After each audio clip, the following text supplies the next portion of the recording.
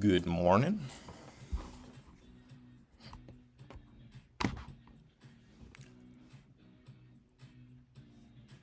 Alrighty, I'm gonna get started. So we have a little project we're gonna be doing today. We have this website called roommates.com. And for now, we're just gonna be making this top piece. Something simple, something easy, just to get started. And we're gonna try to make it mobile friendly also. And we'll see how it goes. We're gonna be using Tailwind and React.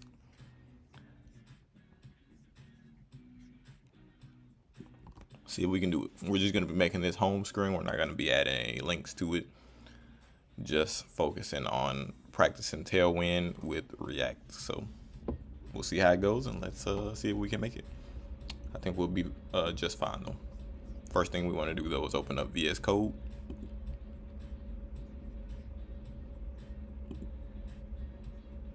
I had it open on somewhere else first. Let me pull it up. And these are all the pictures that we'll need. Just a picture of yourself for the logo. And then this roommate's logo also. And then the perfect match picture also. You can easily find these pictures. But that's all we'll need for currently for today, since we're only going to do this top piece. But then when we open up VS Code, you just need to create a folder. I'm going to create mine on the desktop just because why not? And we'll call this YouTube. It's like, it might be a bad name, but it will. And we'll just open it right here in VS Code.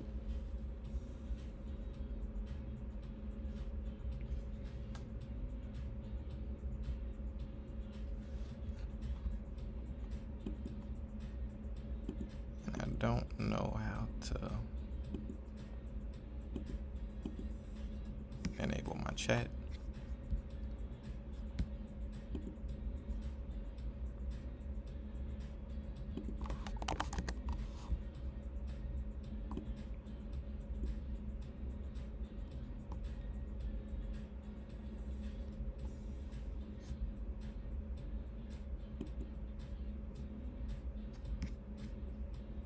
Give me 1 second to see if I can fix my chat so we can actually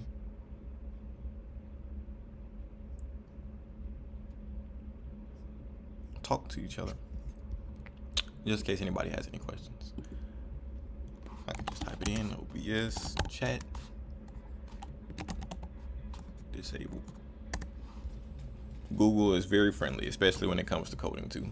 Just goes to the view menu in OBS docs, then uncheck Twitch chat entry.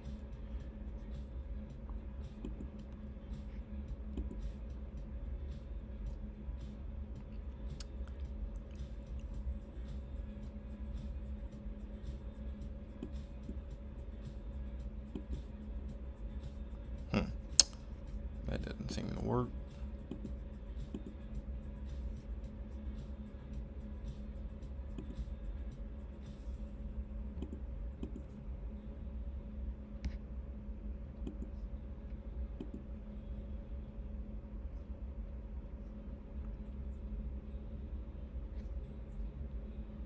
I guess it'll just have to be something I fix in the future. But if you have any questions, just leave a comment. All right, now that we got VS Code open, we'll open a new terminal. We'll do npx, not npm, create React app, and then whatever you want to call it, we'll call it roommates.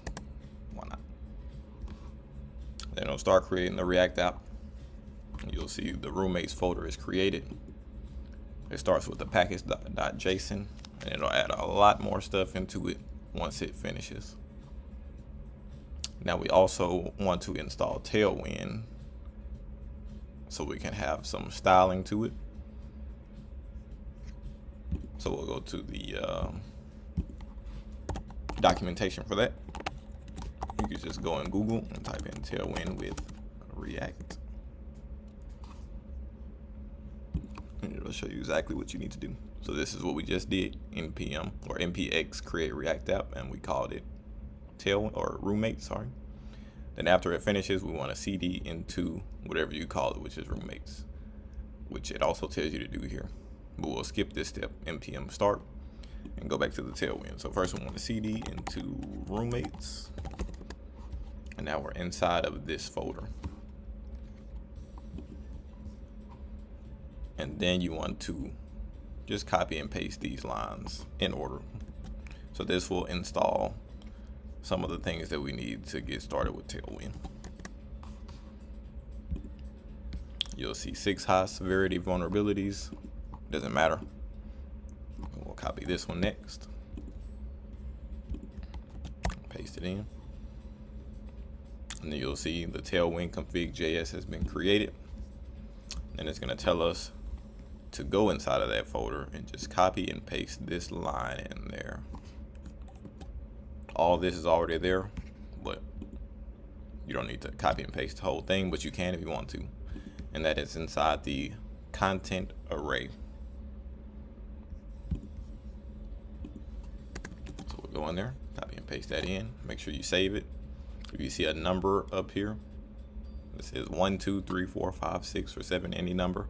That means you haven't saved, and you'll run into some issues if you don't save. There's also an extension where you can auto save, but I don't use that. But feel free to install it if you would like. Back to the documentation. It'll take you to the, well, you need to go to the index.css file and then copy and paste these 3 bad boys in there. That'll be in the source folder and not app.css, index.css. Pay very close attention to that. You see we have a number up here, that means we need to save it. Once we save it, we can close that out. We don't need that anymore. And then normally we would npm run start, but we're actually going to add some media queries in there also for screen sizes.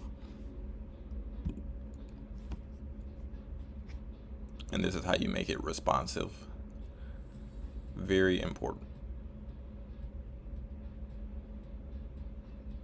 And then we just want to copy and paste that into theme. And actually we don't need theme on there because it's already inside of the Tailwind config. That's where you'll find this. Theme is right here. You can either put it before or after extend. We'll put it after, just because. And we'll save it. Make sure you don't see any errors, any highlights, or anything before you get started. And then after you do that, then you can npm start. Npm start. And that'll start your server on localhost 3000. It should automatically come up inside, and then you have your first React app. But if you already have created a React app, then you already know what this process is. And then everything that we're going to be doing is inside of app.js. So we can minimize this.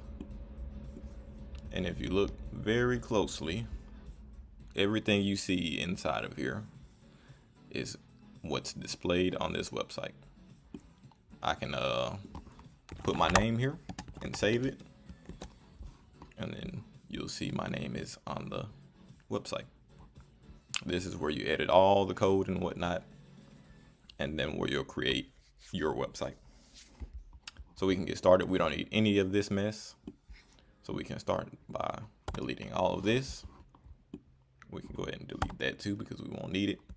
And if we save it, we'll get a warning because the logo is defined but never used, which is that little thing that we seen. All we got to do is delete that, and we don't need import app.css either. So we can also delete that. Then if we save it again, we won't get any errors. And then we can go back to the documentation, and we can try out this just to see that we're on the right track. So Tailwind is super awesome. It has different attributes that you can give different classes and things, and it'll affect the text that's displayed on the screen. So this will make the text 3 times as large, and if you hover over it, it'll tell you exactly what CSS is being used. And then font bold makes font weight 700. Underline has a text decoration of underline. So let's see what this H1 looks like once we save it. Go back to the React app, and that's exactly what it looks like. And we can go in here and change things and make it exactly how we like it. 5x will make it a lot bigger. We can make it font medium. I'll make it a little thinner. Take the underline out. You can do whatever you like. But for today, we're going to be making roommates.com, which is, I'm going to pull it out and make it a different thing. So we're going to start with a nav bar. It's not bad looking, looks actually pretty decent. But that's what we're going to start with. Now, everything in React uses a component. So the nav bar is going to be its own component inside of the source folder. So we're going to make the folder called components inside of here. And then we'll make a file called navbar.jsx.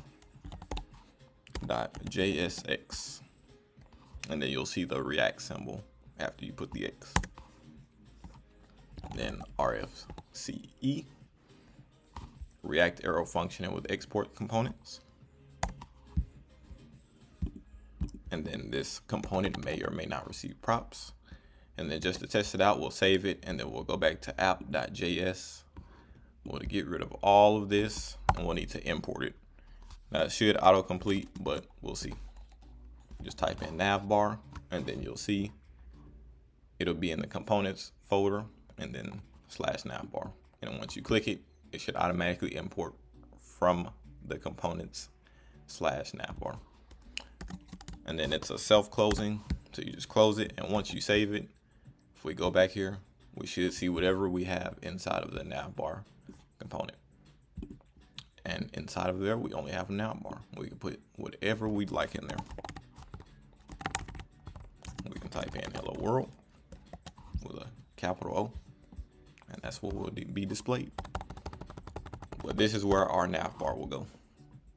Now, if we were using browser router and routing, our navbar would probably be on every single page, just because why not?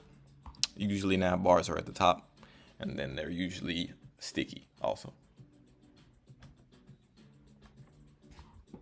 So first thing we'll do, we'll use this. Inside of React, everything needs to be returned in pretty much just one element. It's just a bunch of nested items. Either a fragment, a div, or anything, honestly. But it can be multiple divs being returned. I'm sure there's maybe some way to do it, but not necessarily. So we'll start with the class name. I'm just gonna kind of wing it. We can pull this back up. And then we want to use our buddy, mainly for our website, but not necessarily theirs. We want to use that. We want to see whatever they have in here, but we're not going to use the same exact stuff because that's boring. We want to try to create it ourselves. So let's do it. All right, we're going to do some padding left and padding right. And to make our own custom, after we put the dash, we just put these brackets in there. And then we'll just do like 12% of the screen, because why not? And we'll do the same for the right. 12%. And then this is gonna be flexed, which is the same thing as display flex, as you can see. And if you have any questions, put it in the comment section. I'll also have the link to my GitHub in the chat or in the description. We're gonna justify between, because we have different items over here. We have a left and a right side, and then we're gonna have a little bit of spaces, which is where that 12% is gonna come in. We're gonna adjust. We're gonna do maybe a height of 20 with full screen. And then the background color, we can inspect this to get the background color. If we go up on here, we can see what they use.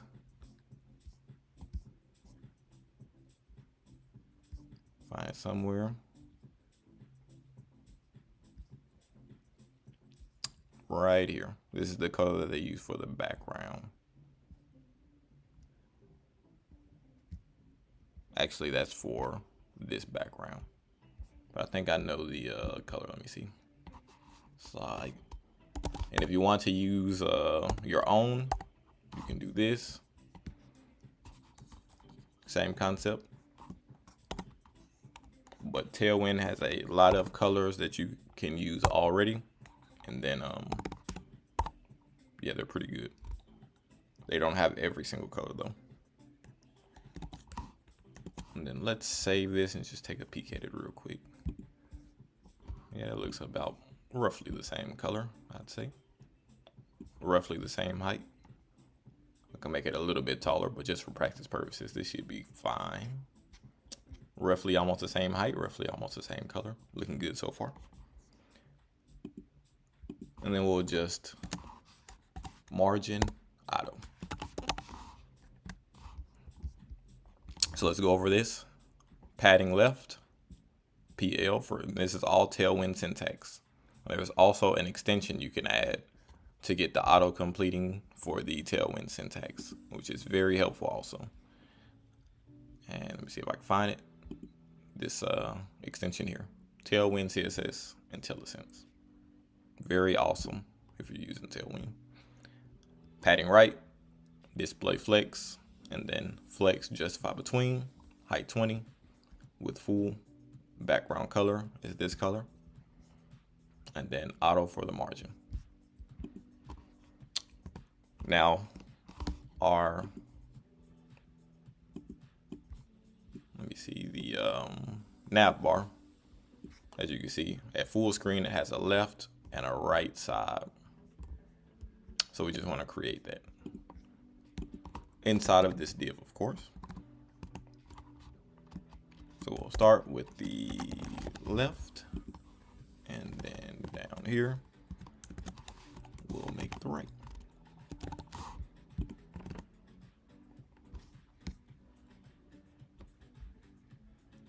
Now inside of this, we'll have that image that we have from over here. And then we're just gonna make it easy and just make 2 span tags with different class names on it. It's a little bit of cheating, but it is what it is. So let's go ahead and do that. So we'll just make a div. We'll just call it .flex. So it'll automatically have the class name flex. And then we'll add item center into that to make it into the center of the div. And then let's start working with some images. So usually you'll have a source, and you'll put some type of link in there. But for React, we're gonna go back in here and we have a components folder. We'll also make an assets folder. You can call it images, you can call it assets, but just remember what you call it. And then we're gonna drag and drop this logo inside of the assets folder. And then we're gonna import it here. Now the import is import. We can call it whatever we want to. I'm gonna just call it logo. You can call it whatever you want, as long as you import it from assets. And whatever you call it here, doesn't matter. So it's gonna be .. / because we're going out of this folder into the assets folder. So .. / assets / whatever we called it, which is logo room right here. And then don't forget the .png. And then that should get it. And now we want to delete these quotes. And every time we want to do any type of JavaScript inside of React, we want to put these curly braces and then put logo. So let's save that and see how it looks. Looks decent. Now we just have to create the height on it because it's way too large. So this image will have a class name also. We'll just say height 10 for now. Let's see how that goes. Don't forget that slash in there or nothing will happen. I'd say that looks pretty good. Then there are some good things that you should put in here, but we're not going to go over that this time. But for now, I'm just going to put logo, but you should always have something there just in case the picture does not render.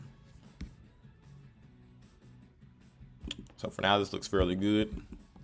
Always best practice to have your buddy open and make sure that everything looks good. You're not getting any errors. If you were to get some errors, it would be inside of the console, wherever that is. But this thing has a lot of good things in there. You can see all the styles and whatnot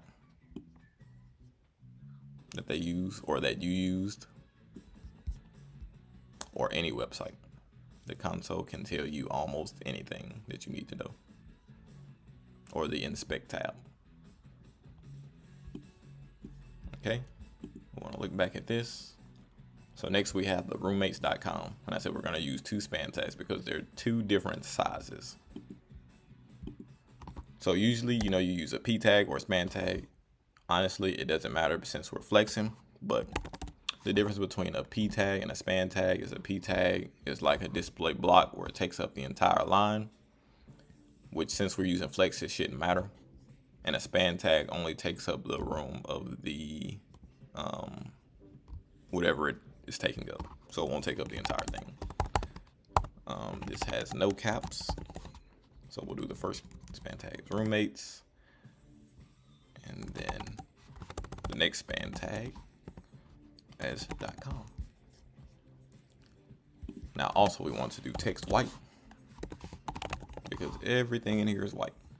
We can just put that at the top of the div because everything inside, and we won't have to put it on each and every single one of these span tags. So once we save it, let's look. We got roommates.com. Now we want to give separate class names for each one of these, so it looks more like that roommates instead of this one. Let's see.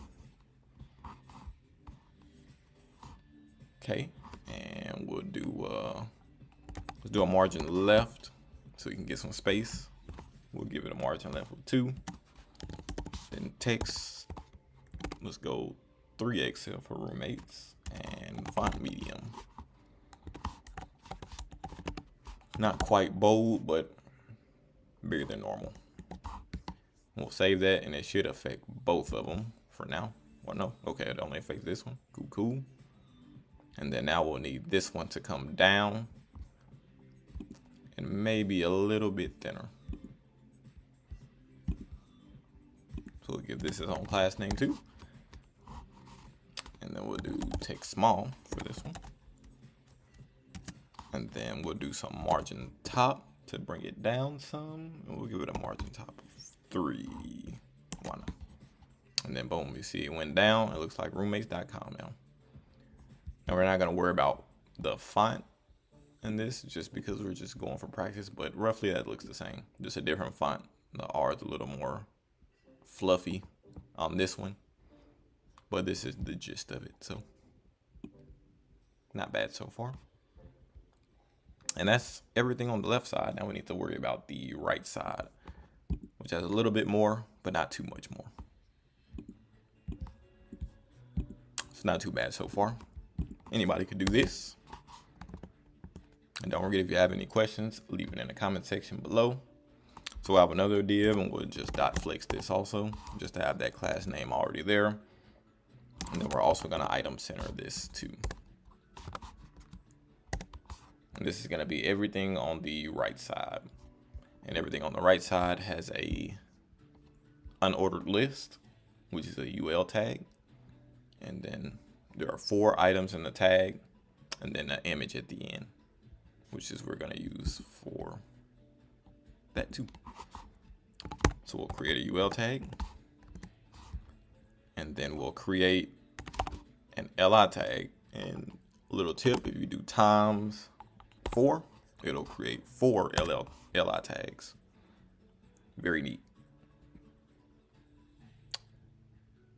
But for this, we'll probably only use one and then copy and paste it multiple times on here. But that's just a little tip, because we're gonna have a lot of styling on here. Because for this, you see that one's highlighted green, and if you hover, all the other ones are highlighted green too. We're only doing this page just for practice, and everything is here is capitalized, so we'll have to do that too. But let's start with, just type in matches for now. Save it and see what that does. Okay, so we know what we need to do. It puts it in the middle, which is perfect. We need to make the text white, make it a little thicker, and underline it green too. But we'll do that here because all of the text are going to be white. All of them are going to be a little bit thicker, but yeah, let's see what we got. So we're also going to flex these so it doesn't put it inside of a column, because usually that's what list items do. They go into a column, but if you flex it, it'll go all in a row. And then we'll do the text white. All of them are going to be white. Let's go text large, because they're all going to be a lot bigger than what they are now. Font, we'll go light, because all of them are pretty light but not as thick. And then also we'll do the cursor pointer. So whenever we hover over it, it should make the cursor do this, like you're going to click on it. And I think that looks good.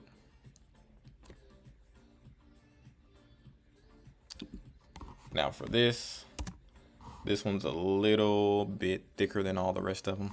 So we'll do font. Oh, actually, don't forget the class name. Then we'll do font, semi-bold. I think that should work. We'll give it an underline because it has that green underline. And the underline is a text decoration. So we want to give the decoration some styling too. So we'll type in decoration, and don't forget it'll give you all of the things. And we'll go with green. Let's go green 400. 300 looks a little too light. And then we'll need the styling width, I guess, or the however you call it. So we'll go decoration 4, 3. Let's see what 3 looks like first. Okay, 3 is a little not big enough, so let's go 4. Okay, 4 looks more like it, and that matches look a little bit thicker. I think that looks good so far. I'm gonna pull it to the side and look. Yeah, it looks good so far. A little bit differences, but so far so good. And once we add more of these will get pushed to the side. We'll add some margin and things to it and see how it goes. We're gonna already give margin to this one, as a matter of fact, though. Give us a margin right of 8. Just to automatically do it. The next we have is search. I'm just gonna type this one out, and then we're gonna copy and paste the rest of them because they're gonna be exactly the same. So we have search in all caps. Do the class name for this also. Don't know why children came up. We'll do class name. Now on this one, whenever we hover it, it has that same underline. So Tailwind has that fantastic hover. So let's look at that. Hover. And if you do that, you'll see some of the things that it also has too. Well, we're gonna have an underline whenever you hover. And then we're gonna put that same decoration. And if you need to, you can just scroll down if you want to type it all. You just rather find it. Decoration 400. the same thing, decoration 4, or we can just copy and paste it here. Decoration 4, and then we'll give this one a margin right of 8 also. Now all the rest of them are gonna look the same. So why not just copy and paste the whole line here? And then we can get rid of these and just paste it 2 more times. And except for search, we'll have favorites and messages.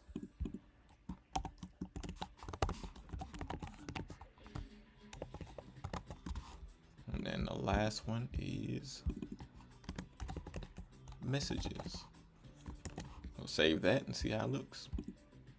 Okay, got it a little bunched up a little bit, but we can fix that easily. Looking good so far. And if we close that, yeah, I think that looks nice.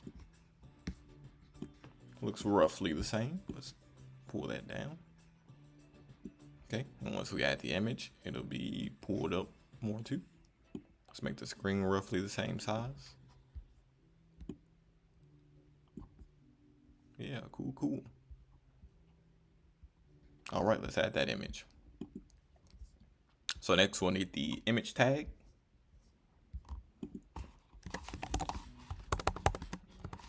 We'll help you take caps lock off. We won't need these because we're gonna do the import again. And every time you use JavaScript, you want to use the curly braces. So first we'll need to import the picture of myself over there. And then to do that, we'll just drag and drop it into assets. And then we'll just need to import it. And as for this name, let's rename this because that's too long of a name. We'll just call it me.png. Now here we can call it whatever we want to. You can call it Bob if you want to, but for simplicity, I'm gonna call it me with a capital M. We're gonna import it from /assets/ me capital, lowercase m, because that's what we call it here, .png. And then once we put that capital M me inside of the curly braces, we get the picture of me. And then in alt, we'll just put me also. Now it should be a lot bigger than what we need, but we also need to give it styling.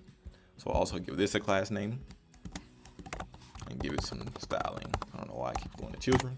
All right. And for styling here, we'll make it a height of 12. It should be good. Width of 12.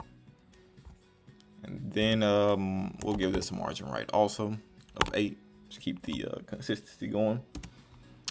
And then we'll go for a rounded full, which is the same thing as border radius, border radius of that many pixels, 9,999. Let's see how this looks so far. Yeah, so far it looks good. So rounded full will make a complete circle if it's a square size, and the square size is just the height and width are the same. Okay, and then where is the height? Pull this back up, line it up. Fairly close. This is a little bigger, but for practice purposes, I think this looks damn good so far. Now this has a white box wrapped around it. We're not gonna worry about the notification panel right now, but we are gonna get that white box around it. So we're just gonna add a border, and we'll do the border of white. Now we also need to give some width to the border. If I can save it, technically it's there. It just doesn't have any width to it. So we'll give it a border of, we'll do our own 3 pixels. See how that looks. Yeah, it looks good. Okay. And then now, time for the fun part. When we added those media queries inside of it, when we added the media queries, what happens is once you get smaller on the screen, first the roommates disappears so it can fit the screen. And if you keep getting smaller, and then when you get to mobile size, it'll go to a hamburger menu that if you click it, It'll have all of these on there. And you have an X. And then it closes, and that's about as far as it goes. Now, since we have not done media queries on mine yet, all of this will look like a jumbled mess once I start closing it. Nothing will disappear, and it'll just all be there. And it might not even close to the full size. See, they're already overlapping. And then the picture disappears, the message disappears, and it just looks like a jumbled mess right here. So let's fix that. I would say this is a large screen, and then it goes down to medium. So once it gets to medium, roommates disappears, roommates.com, which is that span tag. So that's on the left side. And what we should do is have this inside of a div, but we'll just duplicate it because why not? If we type it more, that means more practice. Now what we want to do is have this hidden. Hidden just deletes it from the HTML. So if we save it, you'll see roommates disappears automatically. But now we want it on the screen whenever the screen is large, and only if it's large. So inside of that tailwind config, we have different screen sizes. Large is 1024 pixels. Medium is 768, and then the small. And then these are what we use to access those screen sizes inside of the tailwind config. So let's go back over here. And then we want it to display when the screen is above medium. So once it's above medium, we want to display flex and actually show it, and it won't be hidden anymore. So if we save this one, roommates will show up, but the .com doesn't because we didn't put the MD flex on there. So let's do the same for this. Now typically we will have these both inside of a div, so we will only have to put this once, but for practice purposes, why not? So now, if we go down to the medium size or smaller size,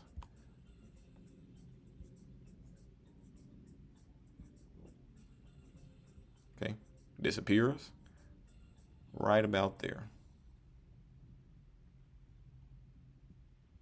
Yeah, needed to look a lot better though. So not the medium. Actually, let's go large. We only want it on large. Save that. Yeah, that looks a lot better. So now if we go to the large size, there we go. Then it comes up. Goes from the large and disappears. Perfect, yeah. Large is a lot better. So we only want it on the large screen.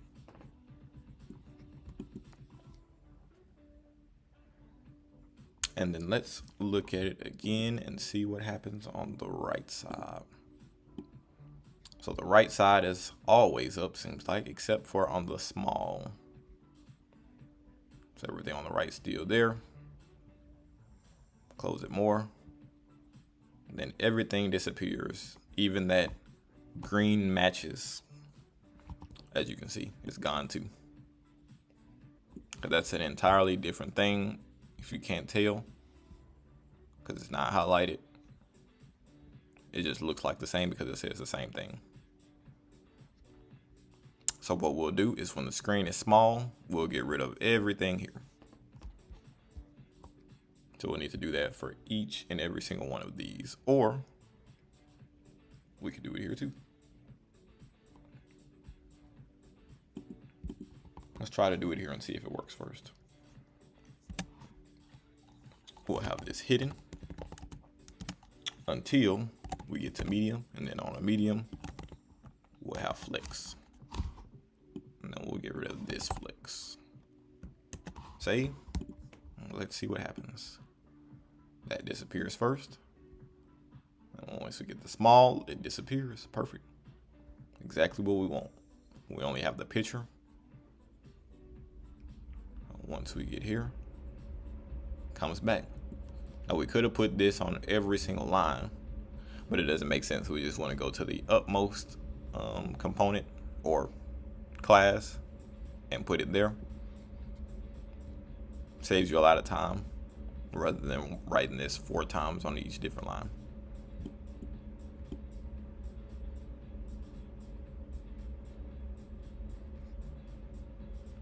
Yeah, I think that looks good. Now, also, once we close this down, it has another matches, and then it also has that hamburger bar.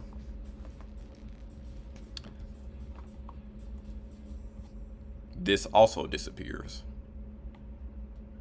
So we didn't catch that too. So on small, we need to get rid of the logo. And then the logo will appear right here. Okay, we can do that. So we'll do the same thing as we did here. Have it hidden on medium, or hidden on everything less than medium. And then we'll just have to find that image, which is right here. We'll put that here. Make sure you spell it right. Hidden, not hit him. And then what do we have here? Medium flex. MD flex. Save it, and then boom, it's gone too. And then once we make the screen larger, we'll come back. Same as the other one. Now we just need to create our little hamburger thing that has the matches and the hamburger. So it seems as if this is to the left. So we'll make it above left, but also still in between this. And it'll be hidden on everything.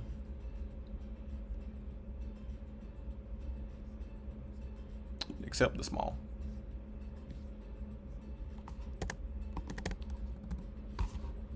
So we'll just put that right here. And that's gonna be its own little class, and we'll call that hamburger menu.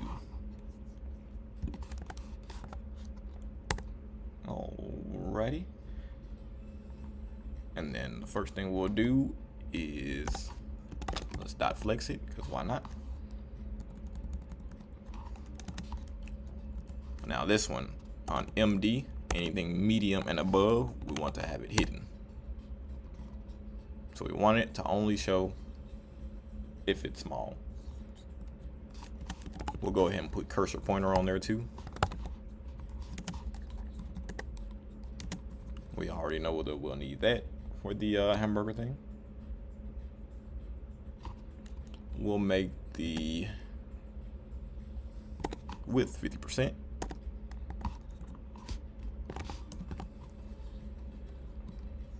Then we'll make a justify between, because both of these are going to be on there in this hidden deal, and we want the space to be between both of these, just to make it look right. Then we'll do the same old item center, put them in the center of the screen, and make it look good.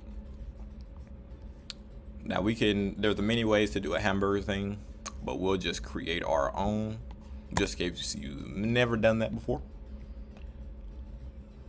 And for that, we'll make a div that says .flex, and this is gonna have all of our hamburger items inside of it.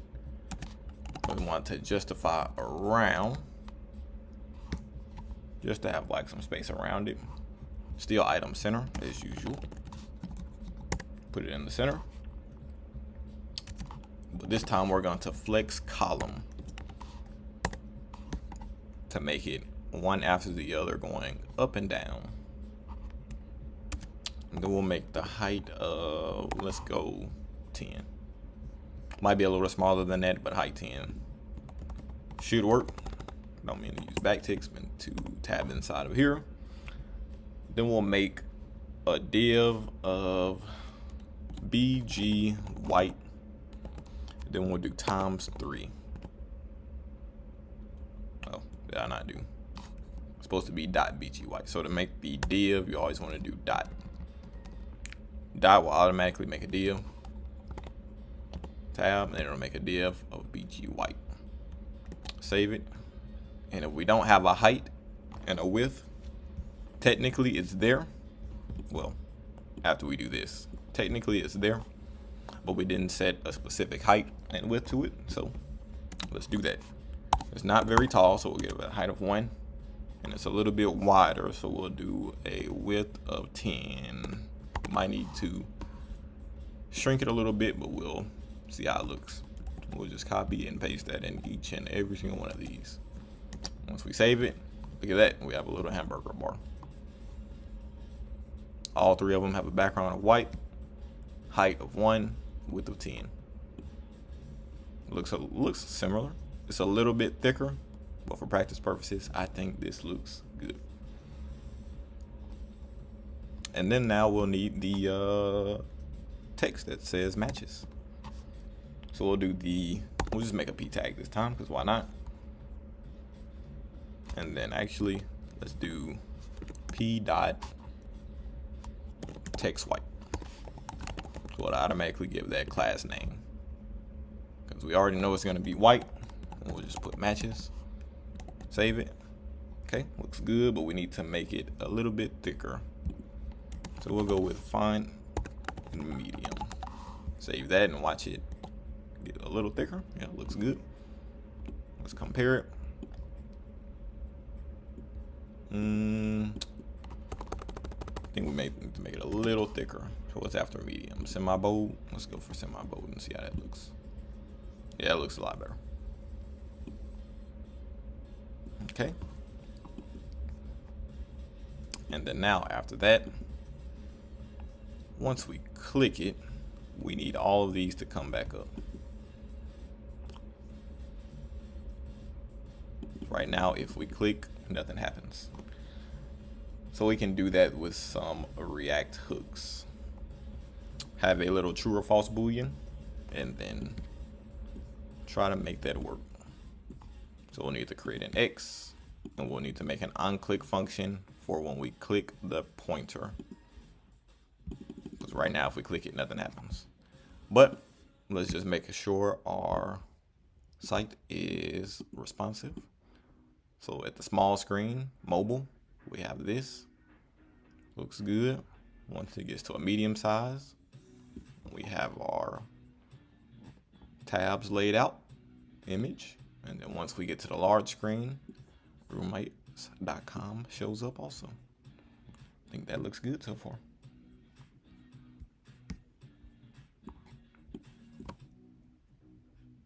All right, so let's make our little menu.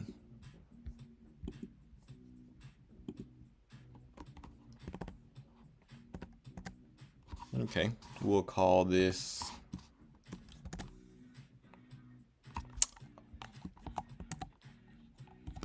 call it hamburger when clicked.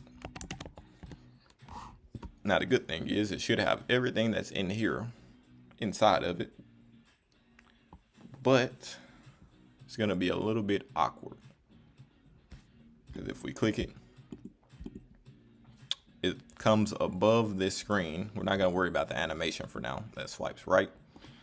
It's gonna be a little too complicated, maybe not, but for now we're just gonna get it to show up. So what we'll need is another image, roommates.com, an X at the corner, and then the matches search and favorites messages, same. Once you hover over it, underlines green with matches already underlined green. So this is obviously position absolute if you did not know, which brings it up above everything else. So let's start creating it. So the first thing we'll do is, well,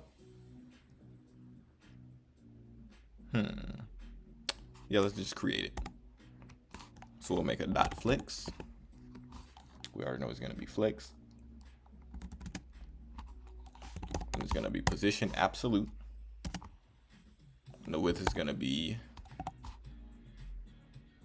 let's just do 100% just to be safe. Since it is absolute, we want it to be 100% of the screen, as you can see here. And then we'll make the opacity 90, because you can see through it just a little bit. Not much, just a little bit. and height of 100% because it's taking up the full screen. So we'll just make that 100% too. And then it'll also have a background color of the same color as this. At least it looks like the same color to me. So we'll just type that in there, or we can copy and paste it if we can find it right here. Just copy and paste that in.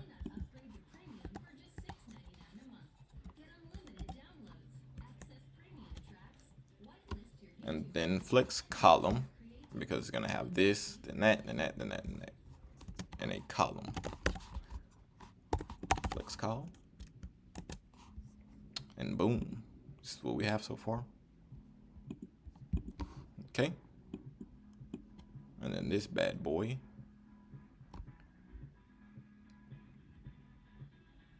it needs to be fixed, but we'll worry about that later. For now, we'll just work with what we got. So we have it showing up. That's good.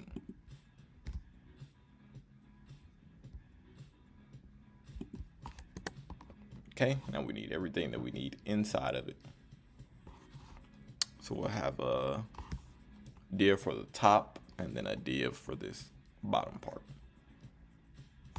So let's create that first div.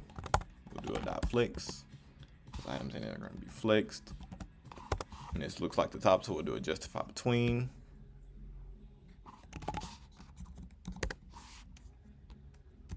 And item center. And then we'll give it a padding of 5. Just see how that looks. Then we'll add an image. Should be the image we already have in there. So we'll just put the curly braces and do logo. And then alt, we'll just add logo in there also. And then we'll give it a class name with a height in it. Well, let's save it first, see how it looks. It's a little bit bigger. So we'll shrink that. Give it a height of, let's go 16. Yeah, it looks roughly the same. And then we'll need that span tag of roommates.com.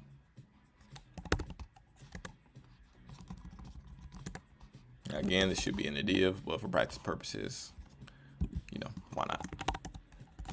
Roommates, and then actually this should not be capital, that should be low.com. Save it, it'll come over here. And then actually, all of this should be in a div, its own div.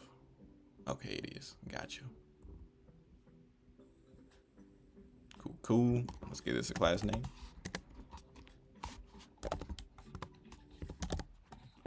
Text white.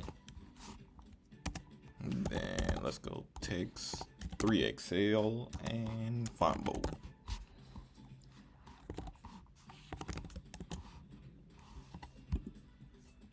Looks good. And then class name. This is also text white. Let's go margin top 3 again. And then at some point that should come up.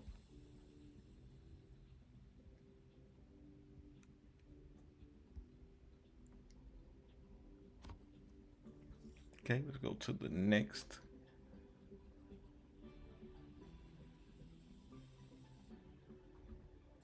Which is an X, right?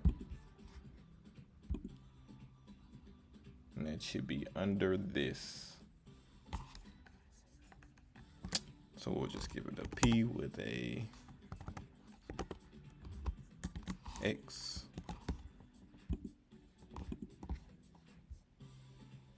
And that goes under, so we need to change something that comes up under. I'm guessing the .com is somewhere over here.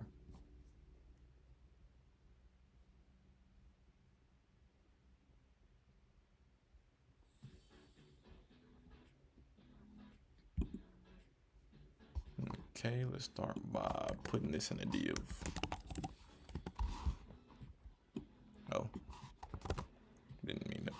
div, but let's tab that over. Oops. Close out the div. We'll flex this. Okay, roommates.com. Looks good.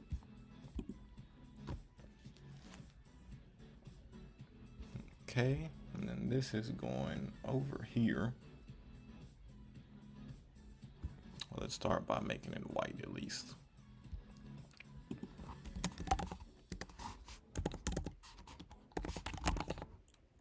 Text white.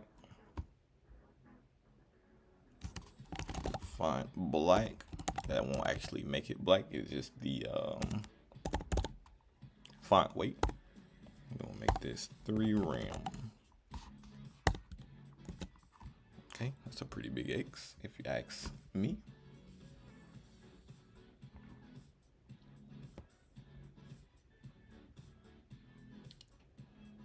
And then let me see. We'll need to put this inside of this. So let's go ahead and see that. And then put that in here. And save it. Okay.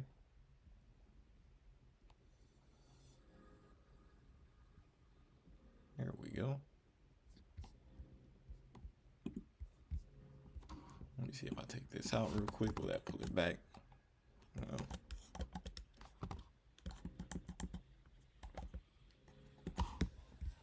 We'll worry about that in a minute. So for now we have this. Roommates needs to be next to it.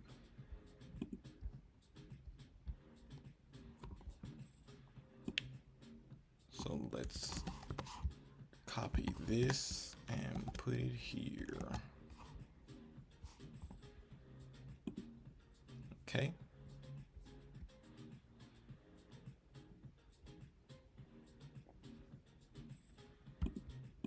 And we can cheat a little bit.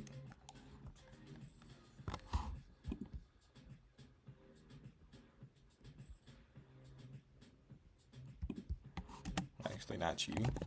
Item center. Okay. We'll give this margin left. Okay. That looks a lot better. That's this little white space. We'll fix that later.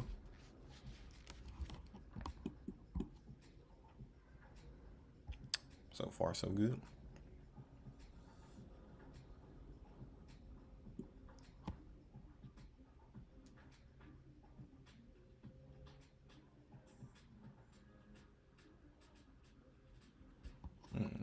Okay. Now we only want this to show up once that's clicked. But we still need these little menus here. So now under this, we can just copy and paste this UL tag.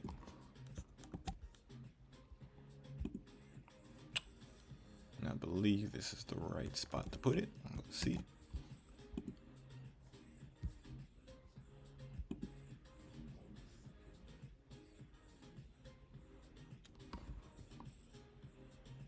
Okay, and we need to take this hidden off. And there we go. Okay, now it's showing up. What we need to do is have these in the center. It's already flex column, which is perfect. So it's item center.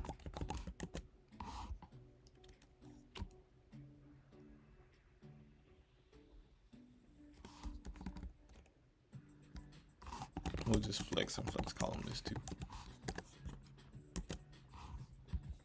Just to automatically put it in the center. Now these need to be a little bit bigger.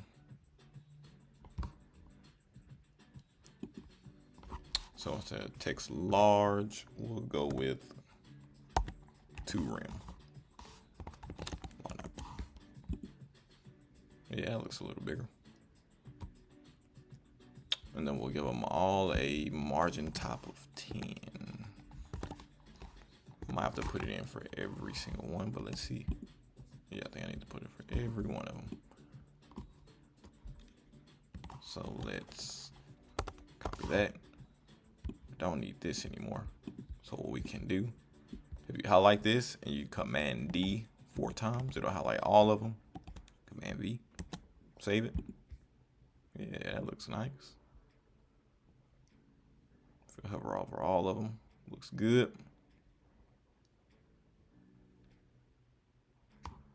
All right.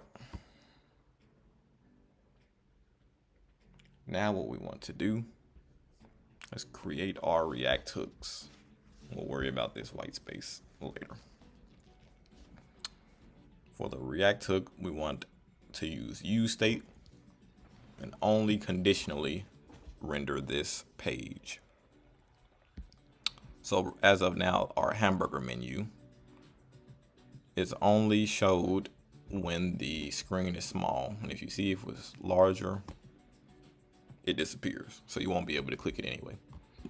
So we can use that to our advantage. So we'll set a function up here. We'll need to import useState, but it should do it for us. So we'll just call our thing open, if this is open or not. So we'll do set open and set open, which is a useState function. And once you go in here, it should automatically import useState from React. And then we want to get parentheses and set useState to false, or set the open in useState to false. And now we want to create a function, and we'll create an arrow function since this is React, and React is all about arrow functions. So we'll do const, what do we want to call it? We'll call it burger flick. Why not? Const burger flick equals, pass it in parameters. We don't need any parameters for this. And then we'll start with our function. So that's all this is. Const the name of the function equals parameters that you want to pass in. We don't need any parameters. And then you make the arrow, and then your return statement will be inside of here. And if you make it one line, you won't need a return statement. Okay, so what we want to do is set open to whatever is the opposite of open. And that's what that exclamation point means. Exclamation point means the opposite, or it's not, things like that. So right now, we'll console log open.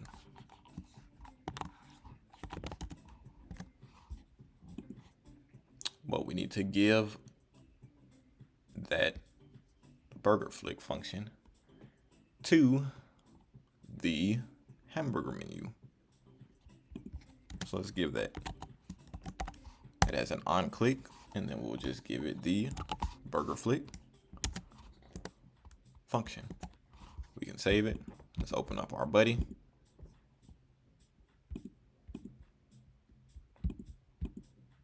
And let's find our console.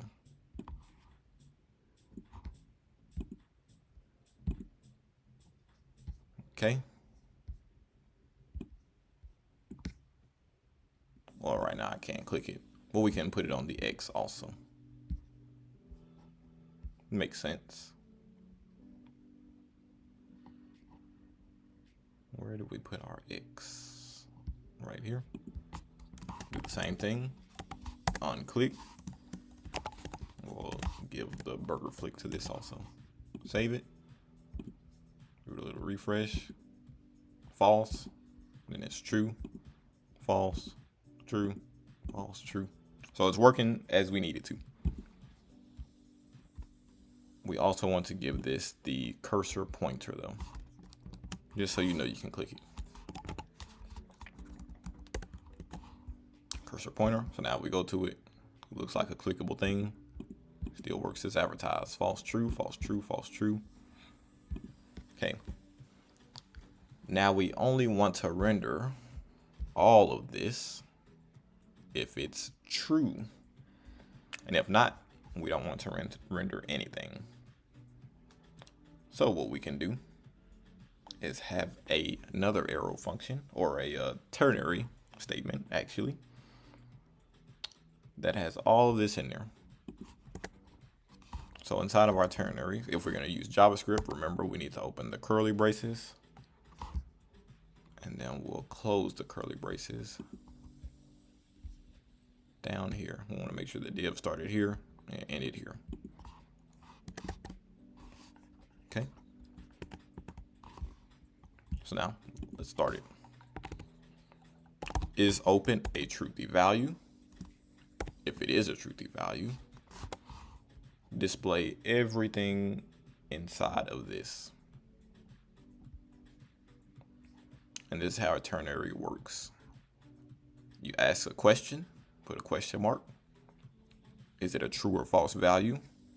If it's true, render this. And then you'll need a false value after you put the colon or semicolon. True, and if false, render nothing. Just like that. So we'll save that. Boom. So let's refresh it. Right now it has nothing. Click. Something's there. Look at that.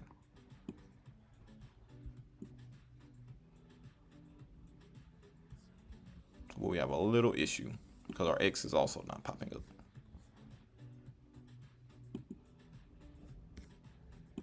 So we can fix that.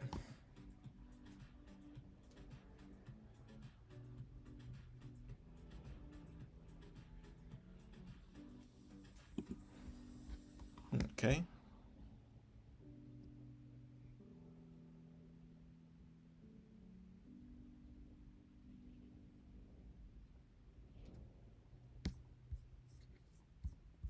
Okay, let's see. Let's try it again.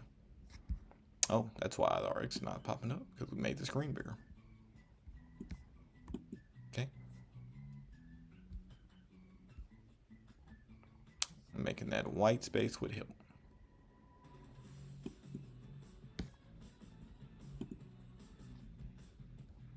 Okay. Yeah, it works as advertised. All right, let's see if we can fix this white space, and then we'll be done for today. Today is Veterans Day, so I'll be out celebrating, getting all of my free stuff. That is well deserved. Okay, let's take a look at our code. And that is the hamburger when clicked.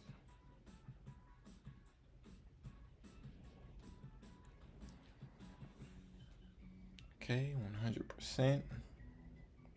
Height 100%. Flex is absolute.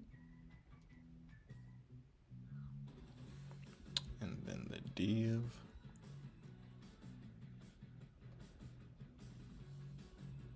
Has a div inside of it. So actually what we want to do, let's try and copy and paste this and take it out of this div. So let's copy this,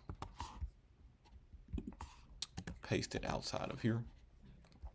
Now remember, instead of, we can't return two divs, so we need to put all of this inside of a fragment. So let's see if we can do that.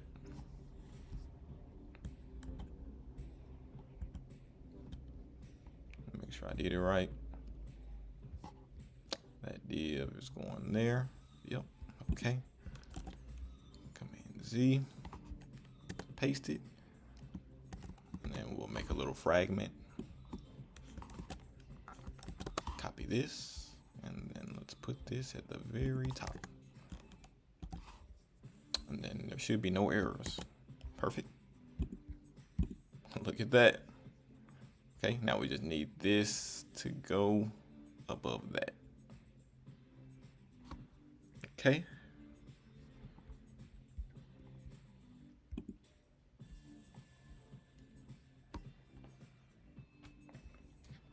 let's see.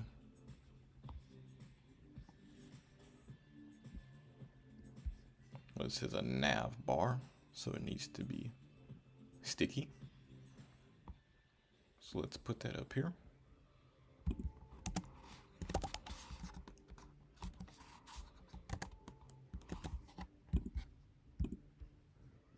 Okay, do that.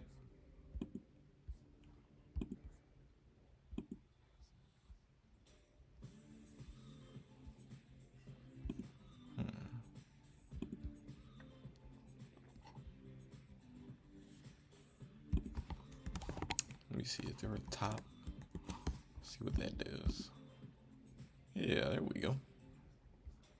Just give it a top of 1, and that'll have it.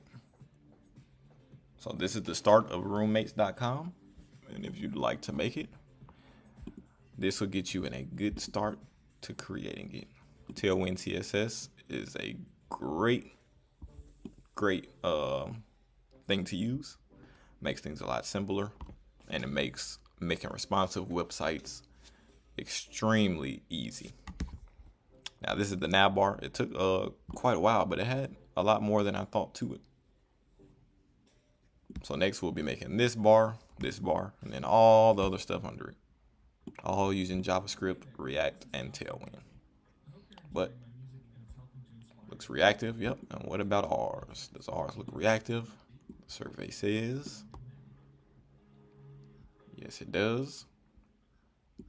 And that hamburger bar is not there. If I'm clicking all through here, nothing happens. It only shows up if the screen is small. And then if the screen is small, you can click it.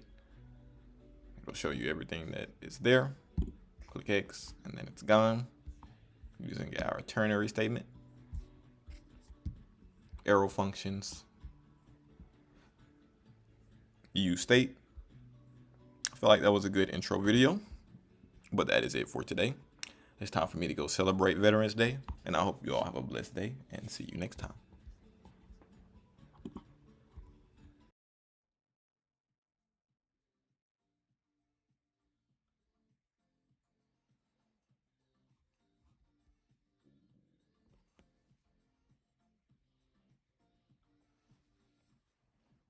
Good morning. 1 second. I get the stream set up.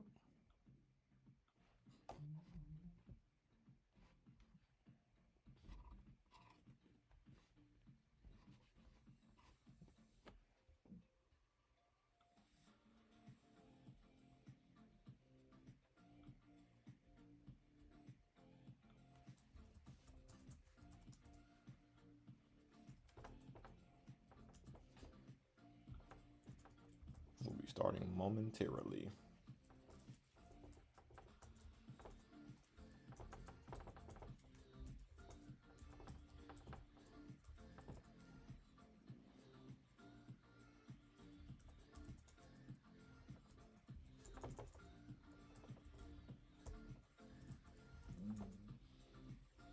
Almost done.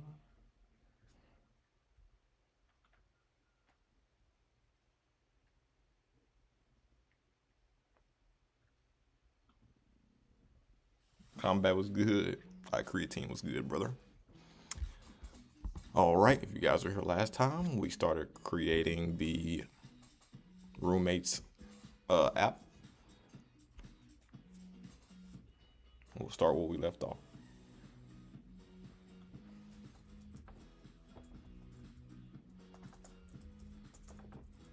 Arrow left on your drive.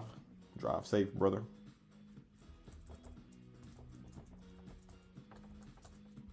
Create a little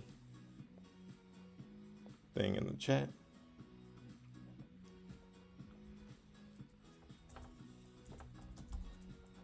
One second.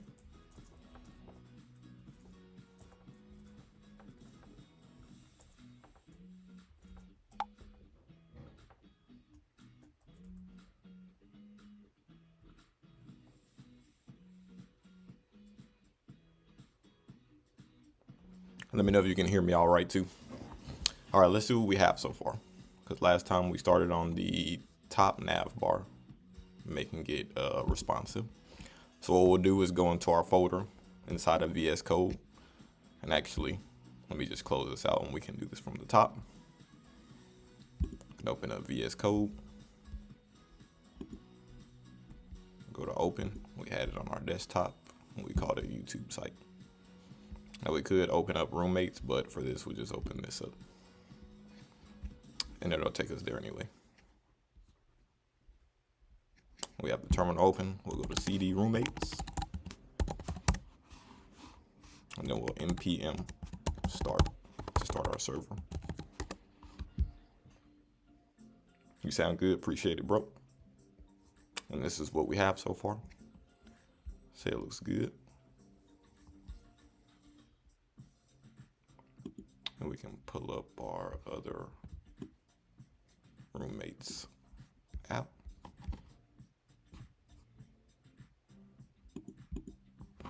Just pull it up here. And just drag it to the side. So far, this is what we have. Roughly the same color. And we can check on the responsiveness from what we did last time. Once we get to this size, roommates disappears. We'll do the same for this one. So we get to this side, roommates disappears.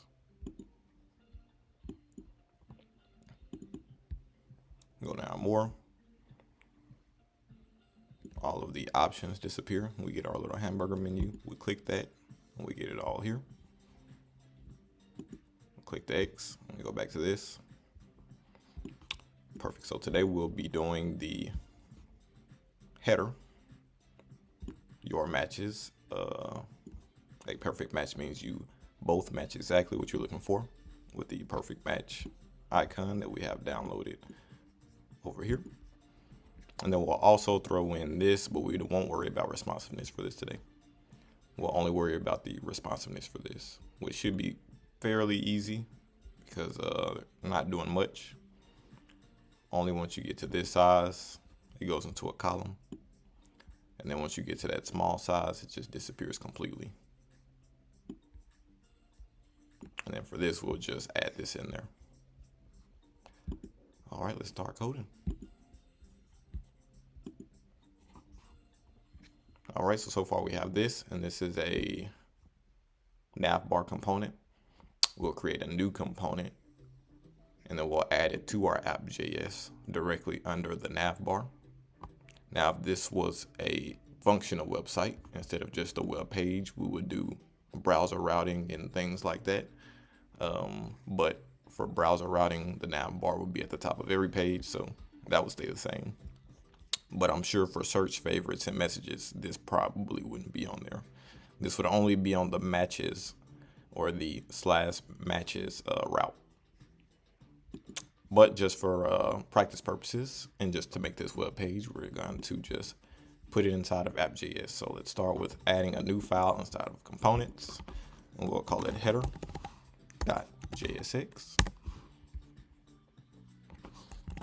Then it is a React arrow functional export with components.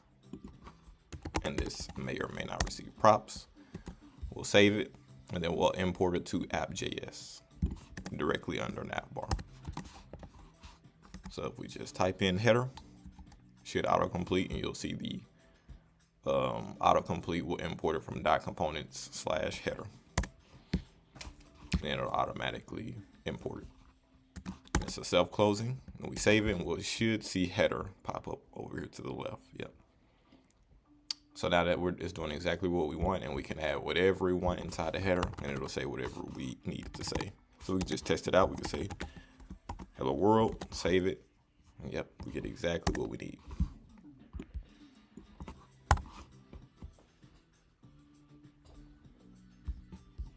Perfect, perfect. Okay, get my chat set up.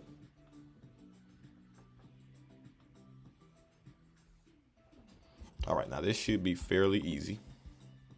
Shouldn't take too long. Looks like it's just an H1 that says your matches. And H1 is a heading tag, the biggest one. and then a little sign that we'll just copy and paste on the opposite side. And this is flexed, at least for the large size, and then the image also on this side. Sounds good. Let's code it out.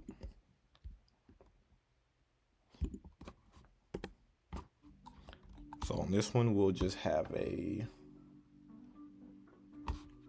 div. We'll call it .flex for now. And we'll add some padding to it.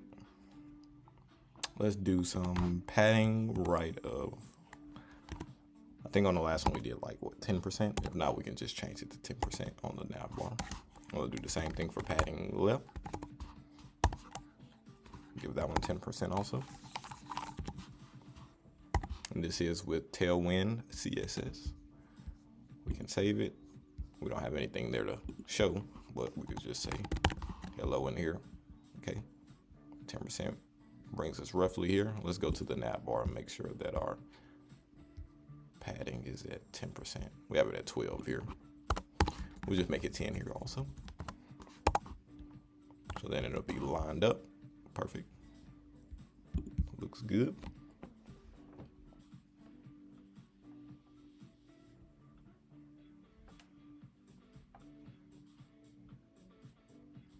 Okay.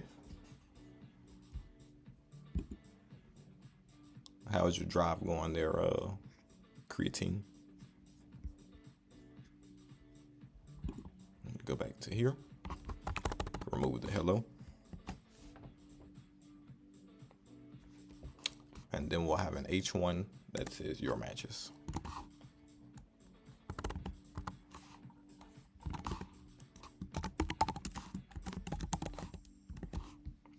Now we do need to justify the content on here because it's going to be justify between. And we need to make this a lot bigger.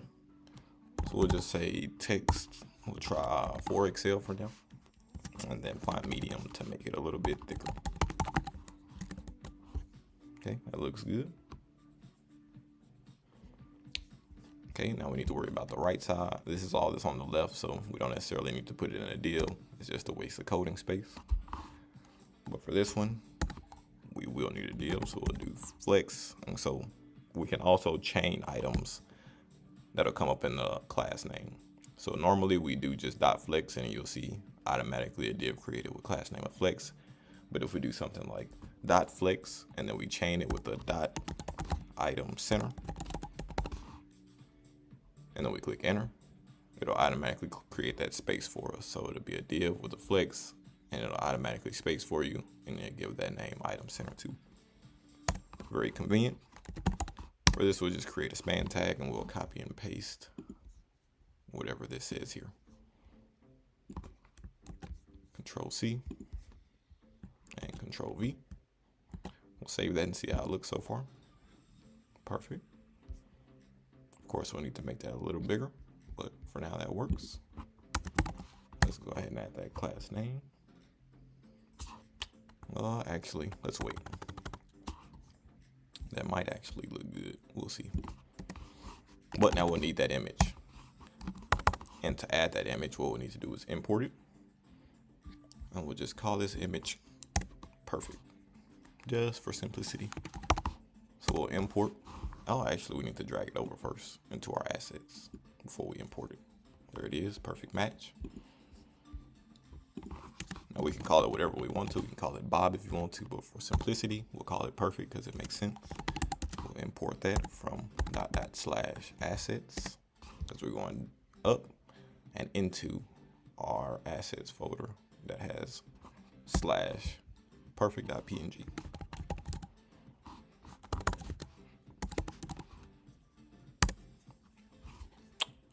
And then we'll use JavaScript, open the curly braces, and put in perfect inside.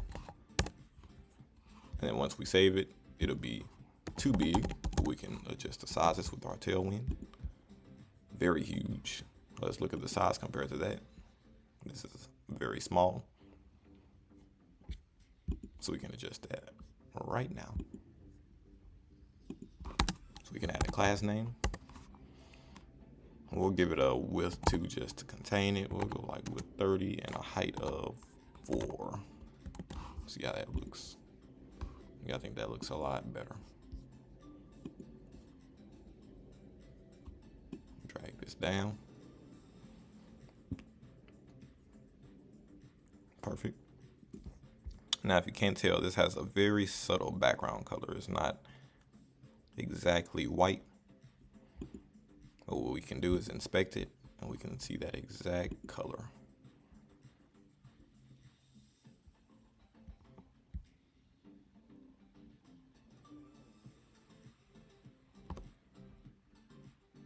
Just have to find it, and it is right.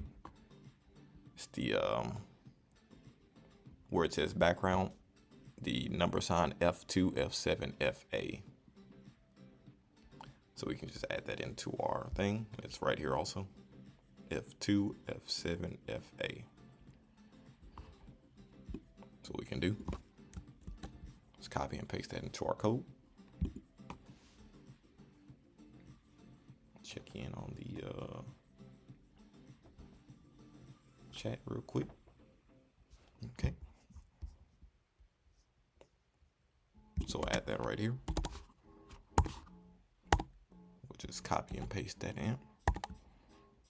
And then once we save it, you can see it's no longer exactly white. Now we need to give this a height also, because this is a lot smaller than that. So we'll go with the height of, let's say, 24. Yeah, I'd say that looks good. Now we need to put this inside of the middle. So we'll go with items center. And there we go. Got it inside the middle. I think that looks almost perfect.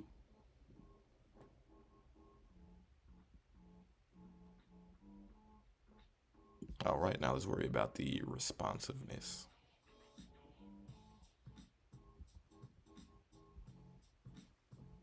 So let's see what it does currently. If we close it, that looks weird. And then if you go to the smallest, it's still there. It's getting all jumbled up. But let's see what we want it to happen. Okay, so it goes into a flex column. And then once it gets small, it disappears completely. And let's see exactly at what frame it goes to, or what amount of pixels. You can look up here at the top right that it goes into a flex column.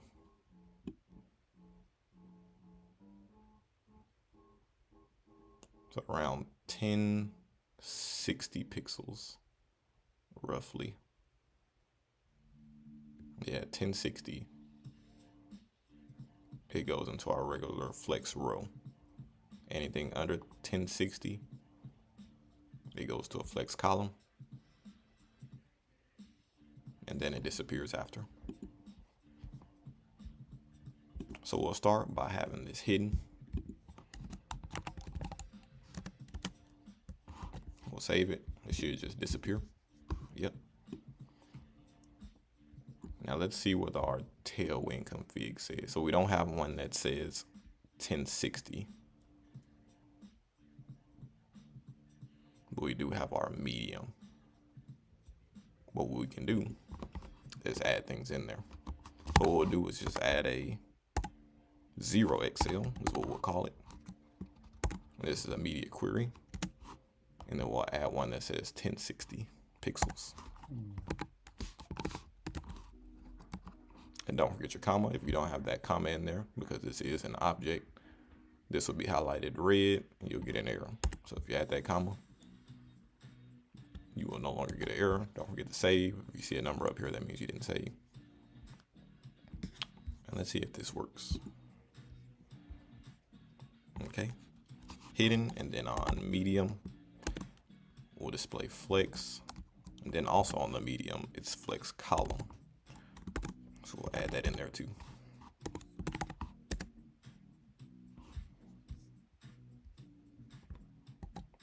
We'll save it. Now that should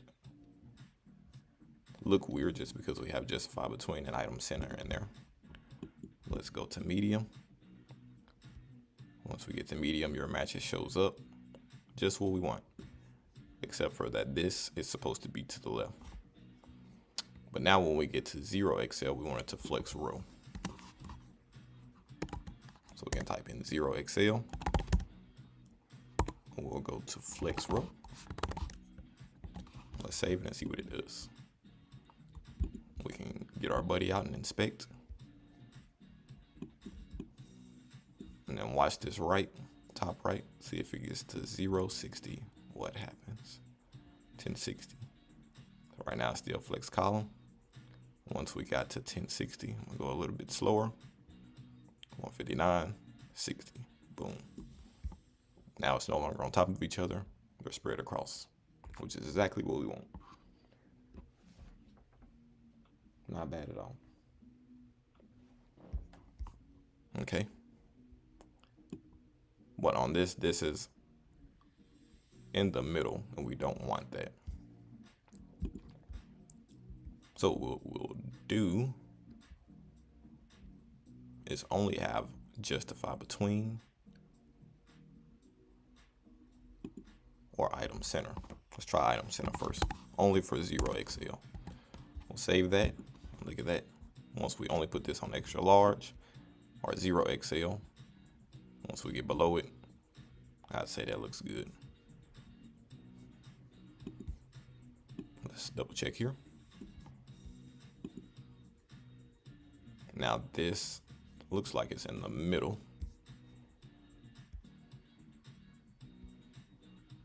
So we'll do 0xl for here too. See what that does. Okay. That does that. Let's take off 0xl over here and see what happens. Nope, so we definitely want to keep that there.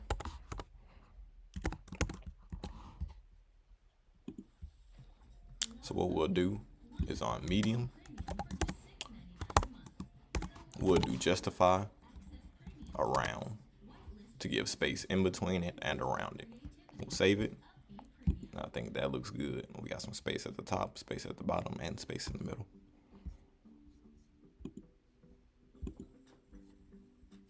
All right, we're cooking. And now we'll just do the bottom, the filter bar.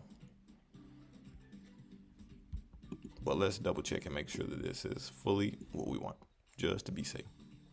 Can never be too sure. Okay, for the large screen, we have it across from each other.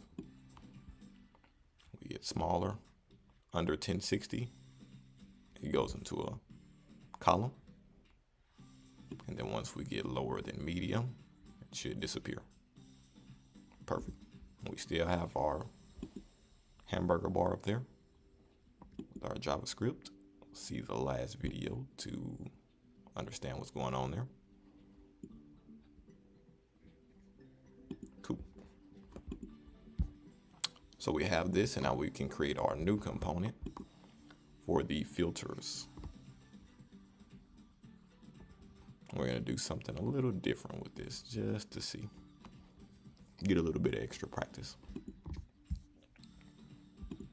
So now that we're done with the header, we can close this out for now. We shouldn't need any more configs for now. Done with the nav bar. We'll need app.js because we'll add in our filter component underneath nav bar and header. So we'll create a new file.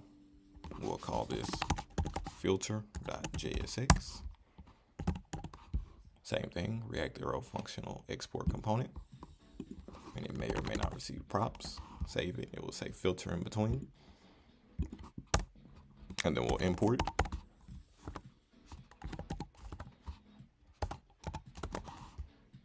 And it should be this one that says /component/filter. It'll automatically import once you do that. self-closing. And once we save it, we should see filter come up somewhere in this area. Since there's no styling yet, we'll save it, and boom, filter pops up right there. Let's make sure it says whatever we want it to say. Type in hello world, save it. Yep, works just fine. All right, let's look at our little bar. So we have a left side and a right side. Let's make it bigger for now. Since we're not gonna worry about responsiveness for now, we're just gonna get everything in there. And then we'll worry about responsiveness next time. Okay, so we have a left side and a right side. The left side has how many matches that you have. And the right side has the filter options like sort, show, and then 3 little bars, 3 little boxes. I'm guessing this is the map, this is the list view, and this is the box view.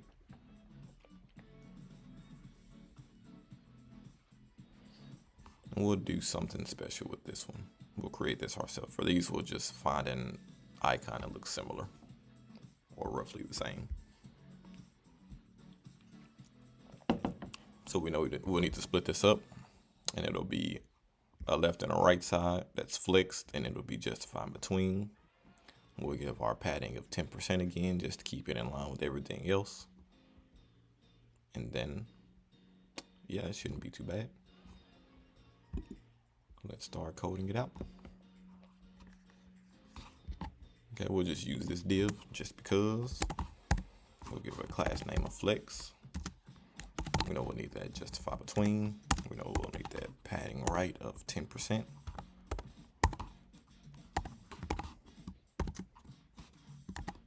We'll need the same thing with the padding left.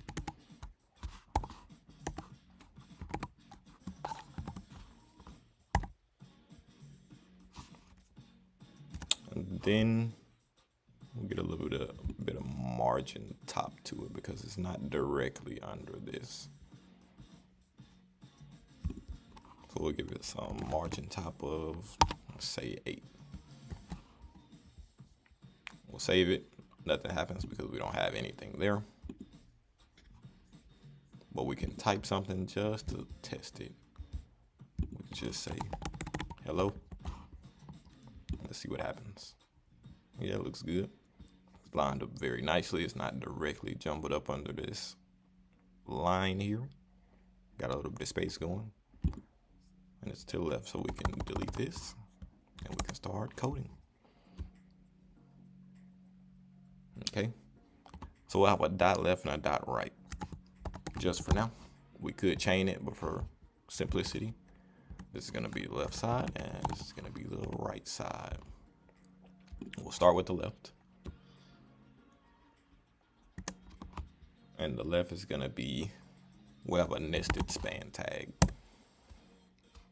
One that says the bolded 66, and then the rest of it will say the matches with this little emoji.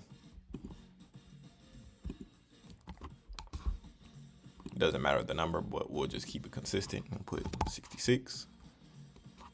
And then to nest the span tag, we'll put the space, start typing in span, and do the same thing here.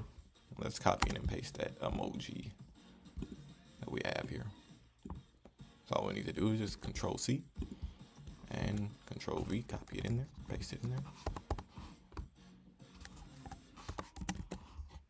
Let's save it. Looks good. Now we'll give this a class name of font bold. Let's see what happens once we save it. So once we save it, it'll give everything a font bold. So we want to make sure to give that second span class, since it's nested inside of this, it'll give everything nested inside of it that same class name.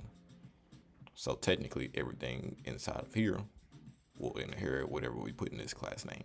So everything inside of this span tag will inherit everything inside of this span tag and this div. So let's give it a class name. And we'll go with font light for this. Save it, That looks a lot better.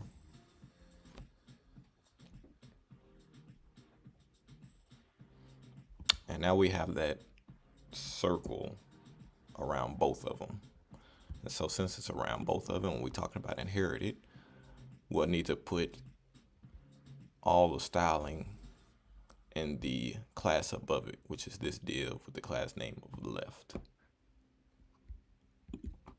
So we'll give it height of maybe 8.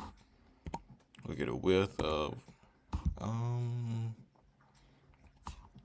let's do like 130 pixels. That looks about right. We'll flex it as usual. Item center to have it in the center of the circle that we're creating. And then justify center also. To also put it in the center of the circle. We'll give it a border. The borders are kind of weird. They're like either too thick or not thick enough. So we'll give it a border of 0.5 pixels. Because that was a very thin border. And we'll give it a rounded. We'll go rounded full and see how that looks. Rounded full. And we'll give it a border of black.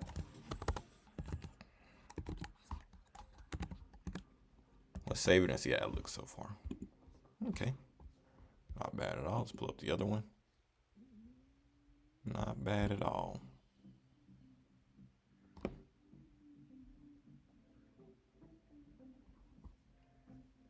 There's a little bit of spacing in between that, but for now, I think that looks good. I think that looks very good for now. And that's a little bit darker.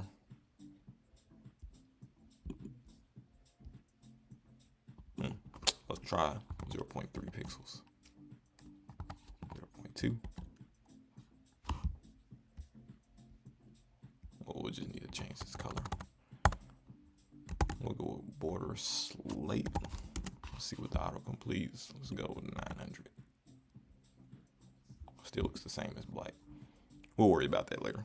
For now, I think that looks perfect. Close to perfect. So now on the right side, since this is justify between up here, whatever's on this right side is going to go automatically all the way to the right. We can just test that out by typing in something random here. We'll just type in hello, save it. And as you see, hello is on the complete opposite end of whatever we put over here, which is exactly what we need. And we'll start from left to right because it'll push in. So if we keep typing, that hello will soon become in this spot. But instead of hello, we'll start putting our little input tags or select tags, and we'll just create these little boxes. Not too bad, and let's start coding it.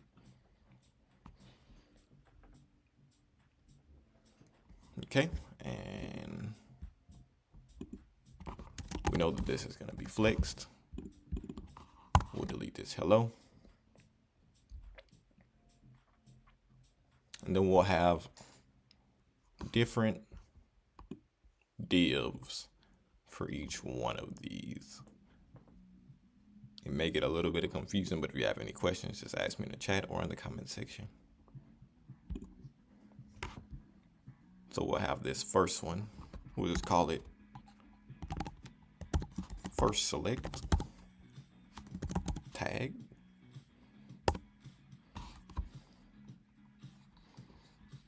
And then we'll just give it a margin right of 2. Just to have a little bit of space inside of it. And inside of this, we'll have we'll give it a span tag that says sort.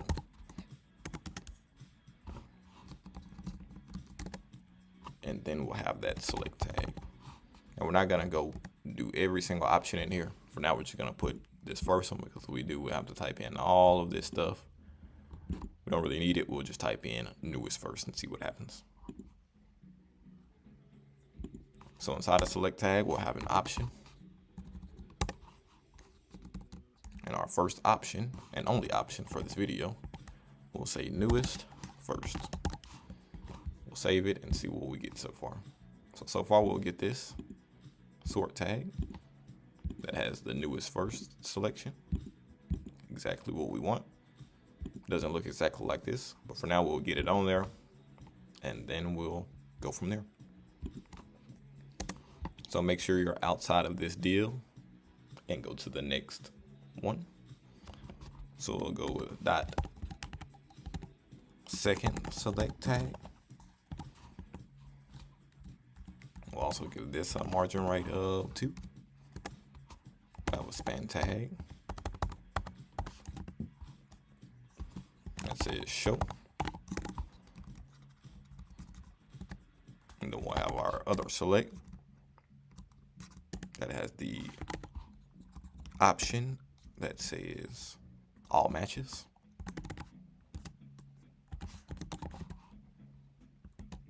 We'll save that, see how it looks. Okay. We have the all matches. And then next we have these 3 little boxes. Okay. And these have little images inside of it. Just for fun, and we have a little bit of time, let's create this ourselves as best we can. At least make it similar. And then we'll just download these from a website that will be very, very convenient. And you'll see a lot of icons used on this website that we go to. But let's try to make this ourselves first. So this is our first button. So we'll go back to VS Code and make sure we're under this. And these different colors is another extension that I have added that helps me stay in line. We'll call this the first button. First button class. And this first button is very weird. So it is a square, so we'll have the height and width of the same thing. So we'll give it a height of 8. Just to see how that looks, and then a width of 8. Won't have anything in it just because we're just getting started. Everything in it's going to be flexed. And then we're going to have a weird thing that's flex column. We're going to have these 2 in one and then these 2 in the next. There are many ways you can do this, but for now, we're going to do it like this. I'm going to justify center. And then we're going to align item center. And then we're going to give it a random background color just for now. We'll go with like blue 300 for now. It's not the exact color, but we can get that exact color in a second. We'll save it and we'll get this random box for now. And now we'll need the little squares that go inside of it. Not bad so far. And so since we're gonna do column, we'll have a column of the top and the bottom. Let's go ahead and create our divs, dot top and dot bottom. And the top and the bottom are both gonna be flexed. Everything in it's gonna be aligned right next to each other. And let's start with the top. Now the top and the bottom are going to be pretty much the same. So let's see what we can do. So we'll do a dot BG white. It's going to have a background color of white. Dot H2 dot, and since it's a square, it's going to be the same. Dot W2. And what we're doing is we're chaining what we are putting as our class name. And dot, we'll give this a margin right of, actually let's just dot margin right for now. We'll save it. It'll put us in the center. We give it a margin right of 1 pixel for now. Something small. We'll give it a rounded Let's go small for now. And then we'll give this one a margin bottom of 1 pixel. Save it. Okay. I'd say that looks good. Let's just copy and paste this. Matter of fact, let's copy and paste this entire line and just get rid of some stuff. But once we put that in here, let's save and see what happens. Okay. So we get our 2 little squares. And now we'll need to do the same exact thing inside of our bottom. So the bottom will be flexed. Let's just copy and paste both of these in there and see what happens. We'll tab this in, paste that, save, and boom, look at that. Looks fairly similar. It's a little bit smaller. We can see if we can adjust that. See if height 1. No. Let's see how much height 2 is. 0.5 rem, 8 pixels. So it needs to be smaller than 8 pixels, but larger than 4 pixels. So let's go with in between that. 6 pixels and 6 pixels.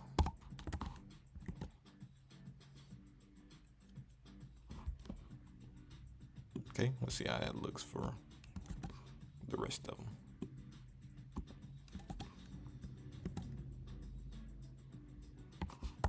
That will make it look better. Okay.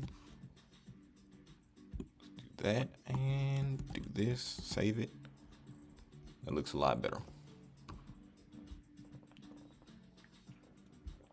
Now this is also rounded very, very slightly. So for this first button, we'll also do rounded small. See how that looks? Yeah, it looks good. And we created our first button ourselves. Now for these two, we're gonna make it very simple for us and just import an image and find these images on a website called Icon Duck. And I already pulled up the first one, which is list. It looks exactly the same, if I do say so myself. So what we can do, and this almost OMG, what's good, brother? Welcome, welcome. So what we can do is download this, save it as a PNG. We'll just drag and drop that. We'll go and add it directly to the assets. Now we don't want this extra stuff on the name. So let's rename this and we'll just call it list. List.png. Okay, and we can start creating our second button. And we want to make sure we're underneath this green color. I'm gonna delete this so it's not adding any extra random space. Keep everything in line. This color extension definitely helps you stay in line. Only if you need it. I don't need it, but I like to have it. So we'll just call this .second button. Tab in there.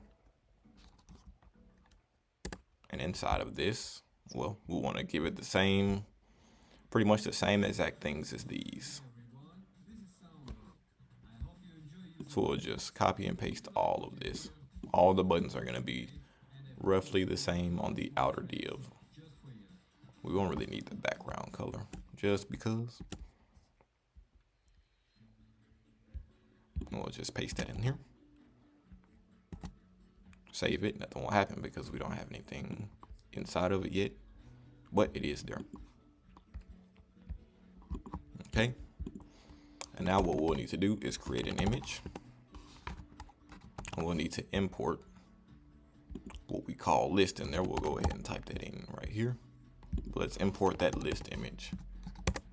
Now we can call it whatever we want here, but for simplicity, we'll call it capital L list. And we're going to import that from /assets/list.png.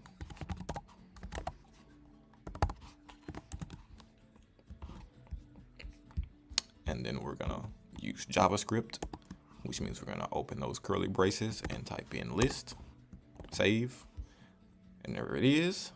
Looks very huge. So to make this better for us, let's give this a background color of slate 400 just so we can see what's going on here. It is rounded. And on this top one, let's give it a margin also. So just give it a margin right of 2. Give some space in between there, and that looks pretty much perfect.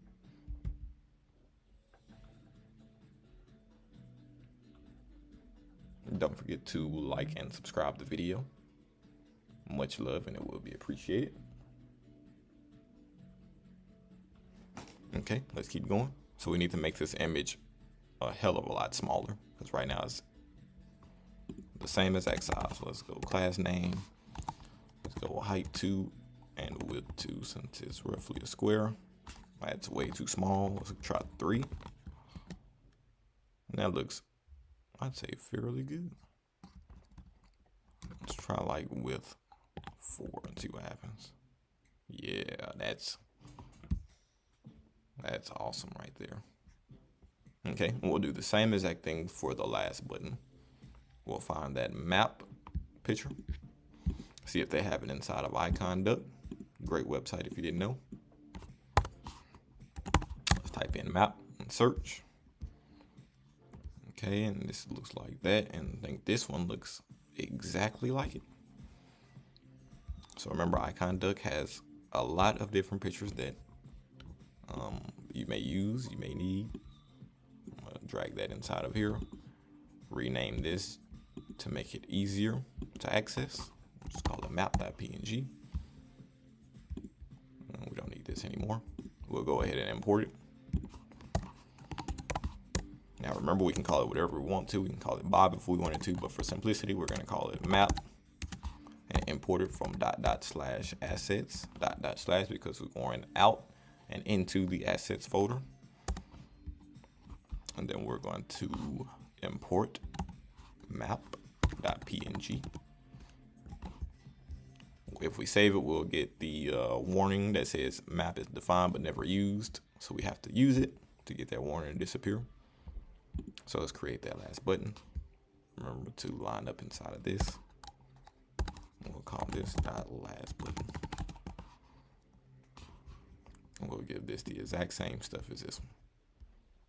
Maybe change the background color.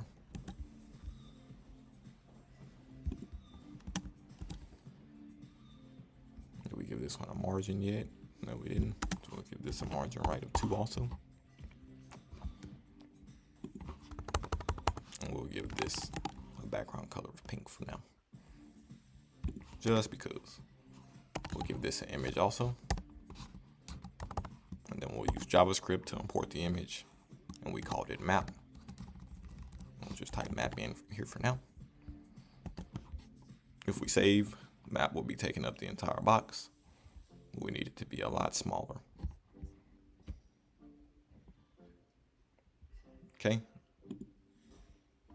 We'll just try and, let's see, class name, give it a height of 4 and a width of 4. I think that looks almost perfect. Okay. Now all of this is in the center, so we need to do that. So inside of the right, we'll need to align center.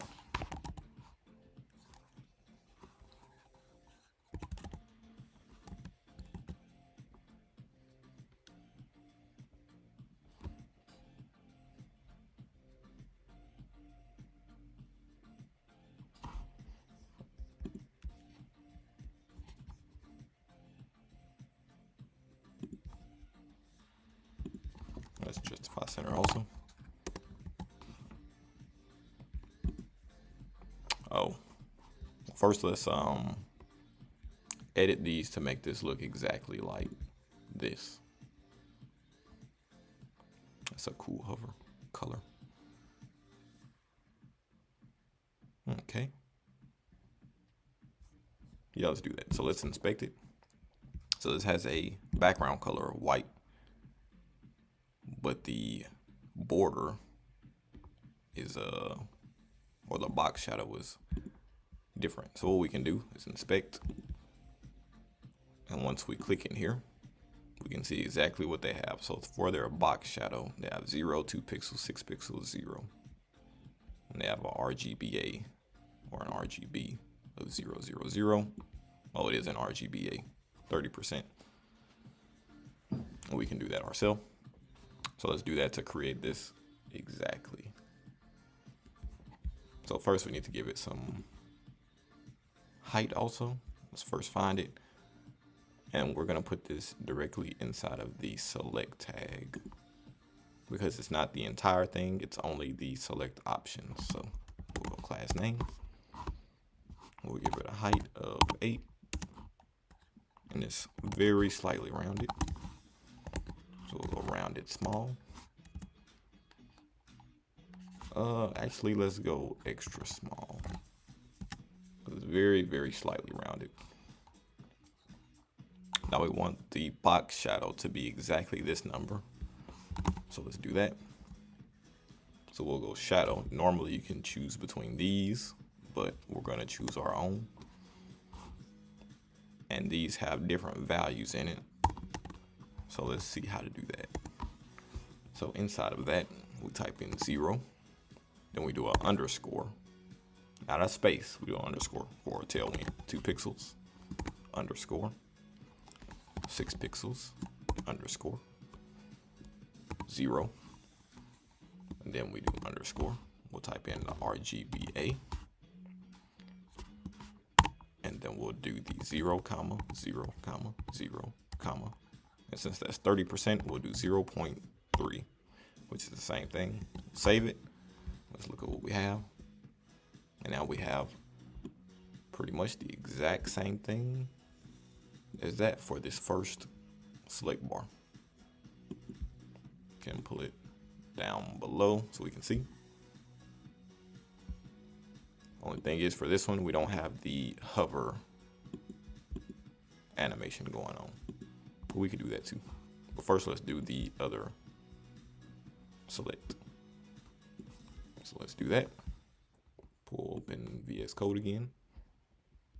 And what we can do is just copy and paste that directly into the other select tag. Actually, we'll just go ahead and copy the class name too, since we don't have a class name. Select that. And don't forget the extra that. Save. Now they both look like that. Perfect. Now let's pull up the color for this. Do this, and the color is this one. So this will be our background color. Control C, open up VS Code, and let's go to our first one. And instead of background color of blue, we'll add our own very special background color. Save. And now that background color looks exactly like this one. Now these have a background color of white with a little bit of box shadow. We'll see what we have over there.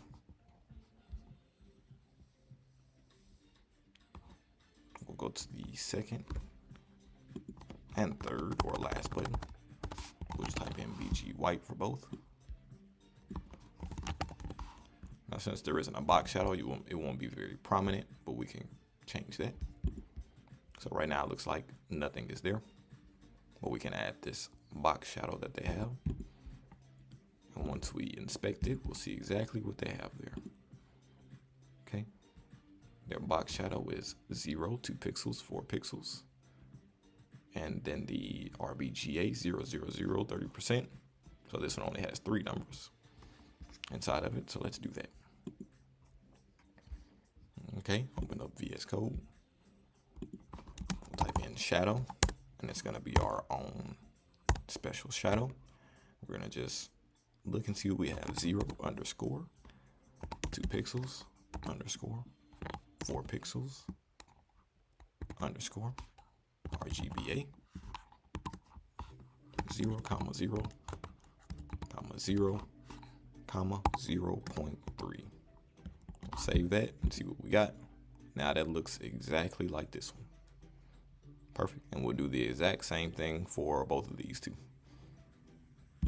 So all we'll need to do is just copy and paste it over.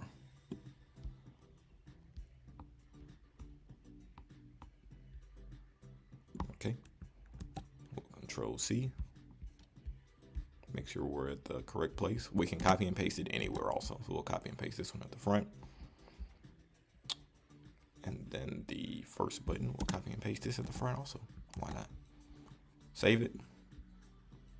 Now it looks exactly like this one. It looks like if this one is selected, it has a inner shadow. So on the first one, we'll actually change that to inner. We won't worry about the styling. We'll just say shadow inner. Save it. Now we have a very slight shadow. We could inspect it and see exactly what they have, but actually let's do it. Why not?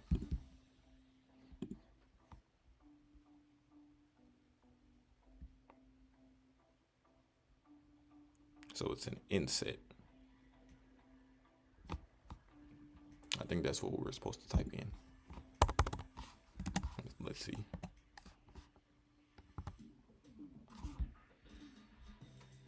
Oh, it is an inset. It's just very slightly different. Okay, we'll just leave it like this for now. Okay, so this is what we have so far. And that looks awesome. Okay. We're not going to worry about responsiveness so far, but so far I think this looks awesome. And for next time, we will worry about responsiveness for this bar. Oh, let's do the hover. Now we don't know this exact color, but we can find it out. Okay, see if they have a hover section over here. We have that cursor pointer.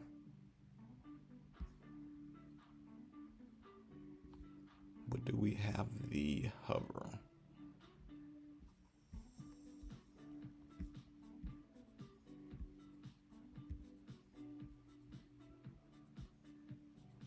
I'm gonna assume this is the hover color, since this is that. So let's do that. Okay. Keep up the good work. I appreciate it, Code Monk. Thank you, sir.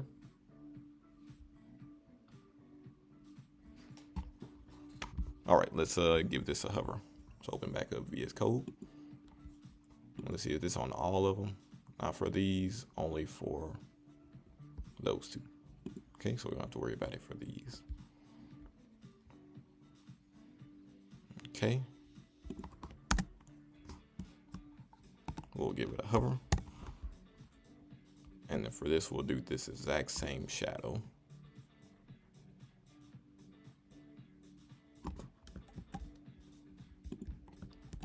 But we're gonna give it a different RGBA.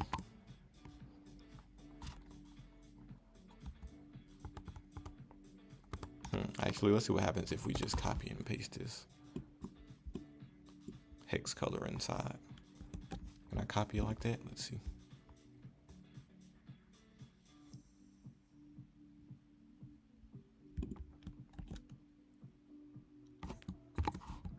Okay, let's see what happens. Let's go to R's.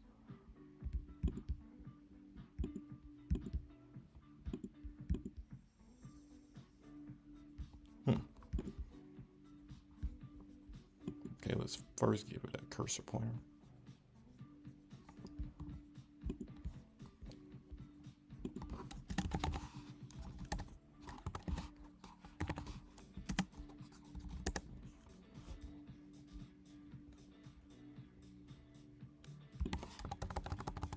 Okay, let's go back to RGBA. We'll just do something weird. We'll just go,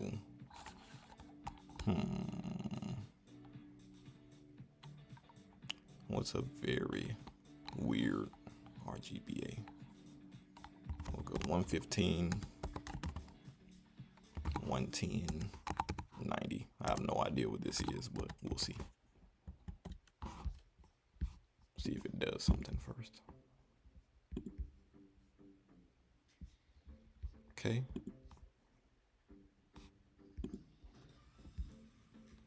So I have to fiddle with this a little bit.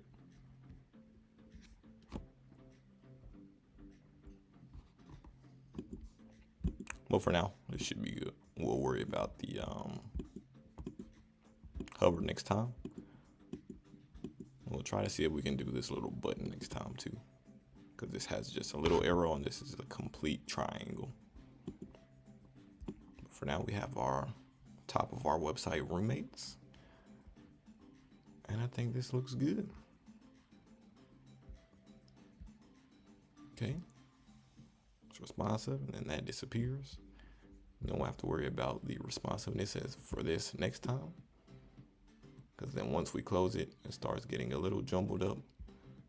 And then this goes out of the circle because it's a specific width. But that doesn't happen on this site. That disappears and then matches, goes all across the screen, and then this moves to the bottom and they take away the map view for this size. And this is bigger also. So we'll do that next time. But for now, we got the responsiveness for the top.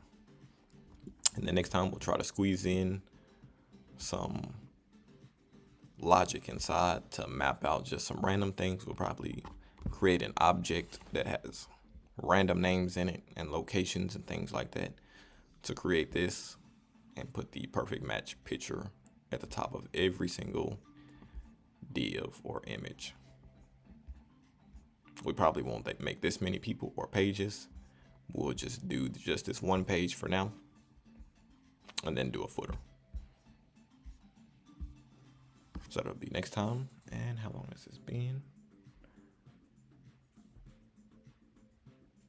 An hour on the dot. Perfect. Okay, let's do a little bit of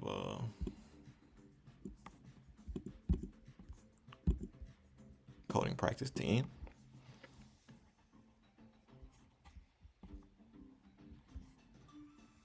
Let's open this up.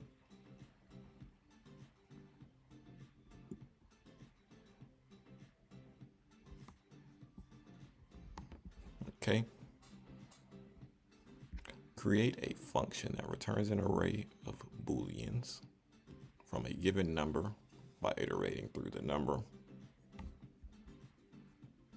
one digit at a time, appending true into the array if the digit is 1 and false otherwise.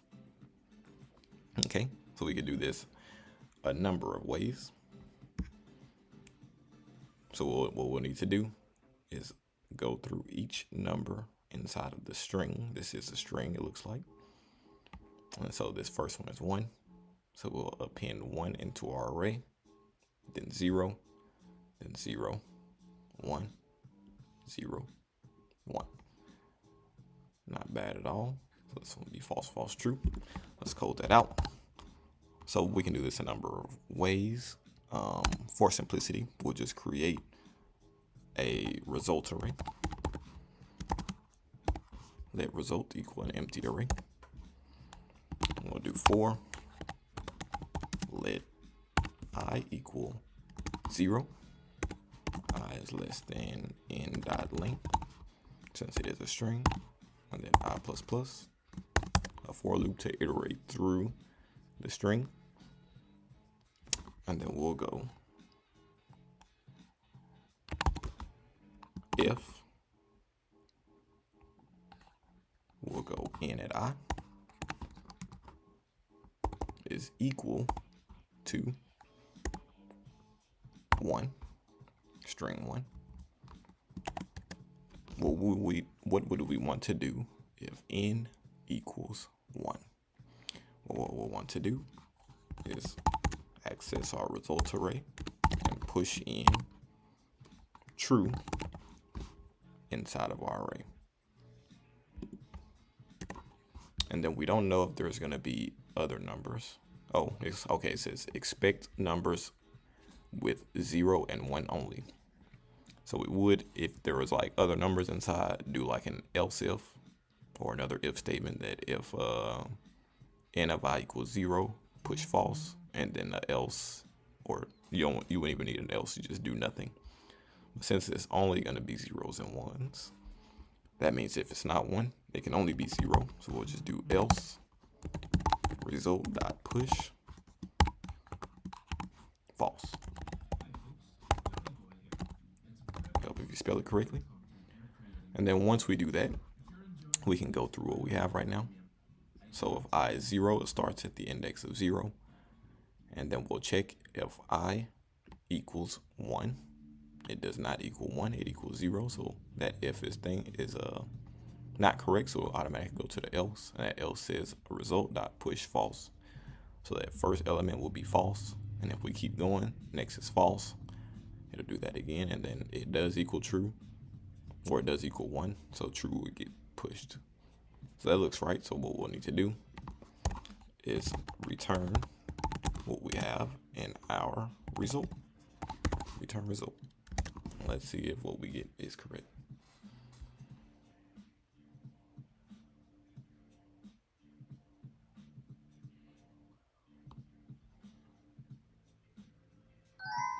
And that is correct. All right. I appreciate you guys tuning in, and see you next time.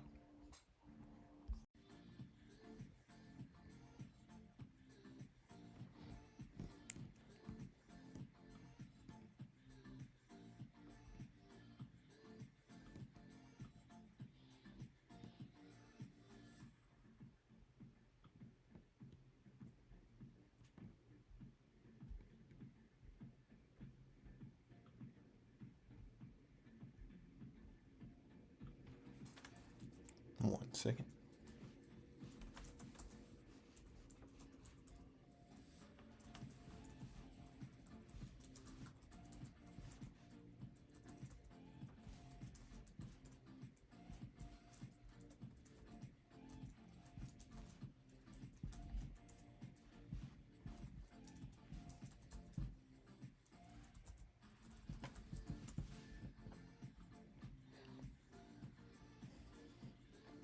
Almost done getting set up.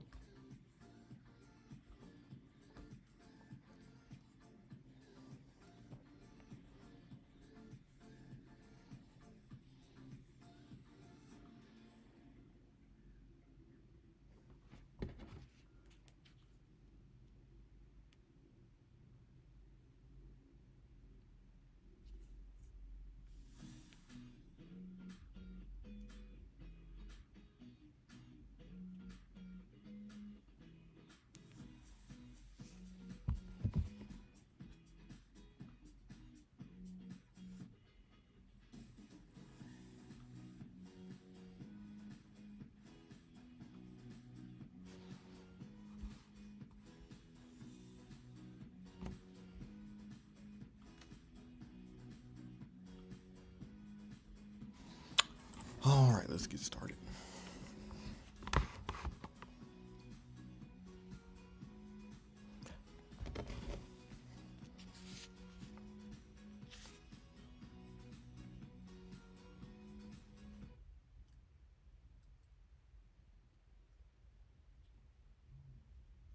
Make sure my sound's working good. Looks good.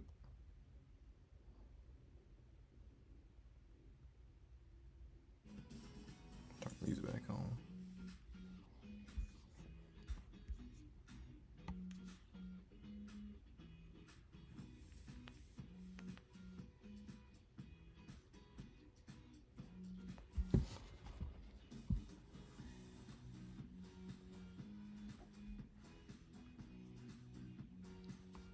All right, so last time what we did was we did this header and we did the filter, but we didn't make the filter responsive.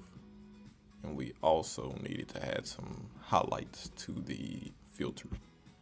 Let me pull over our roommate's website to the other side, just so we can see. Scroll up and get rid of this console. I just get rid of this roommate site. On hover, it's blue. Nothing else for the rest of them. We have this responsive, but not the bottom. So that goes into a flex column. That disappears. Both of these are responsive, just not this part. Then once you get too small, it disappears. And then that turns into a hamburger menu. You can click it and it'll come up with the same items that were in the menu at first.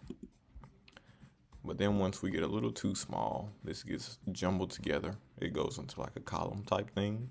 And then if you keep going smaller, this goes outside the box and it just looks like a mess. So let's start by fixing that. And then we'll do the fun part. We'll add some random people in there. And if we have enough time, we'll do the bottom. Then we'll be done. All right, let me open up VS Code. We already have our thing open, which is good. I think I left it open the entire time, which isn't good, but for this, that's okay.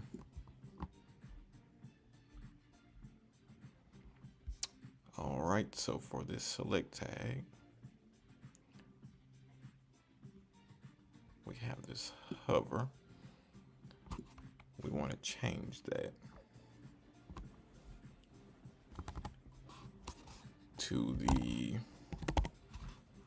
shadow being whatever color the shadow is here, which I'm going to assume is going to be maybe the same color that this is. So let me just inspect it.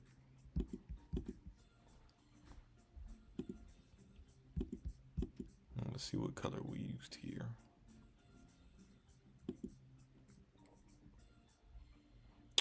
(00A2 dB).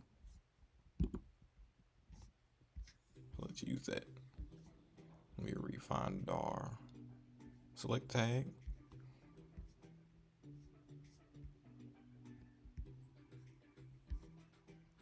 Right here. All right, let's put that in there. 00. What was it? A2 dB. And save it. And let's see. I think that was this one. We'll just get rid of this. Maybe that one wasn't it. A2 dB.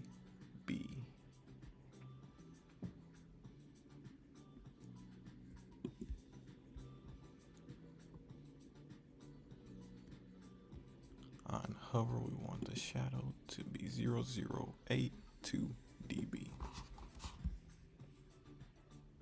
That is on the right one. I probably need to restart the server because it's been open for so long. Let me just paste it here too. Yeah, that one works. And then where's the other one?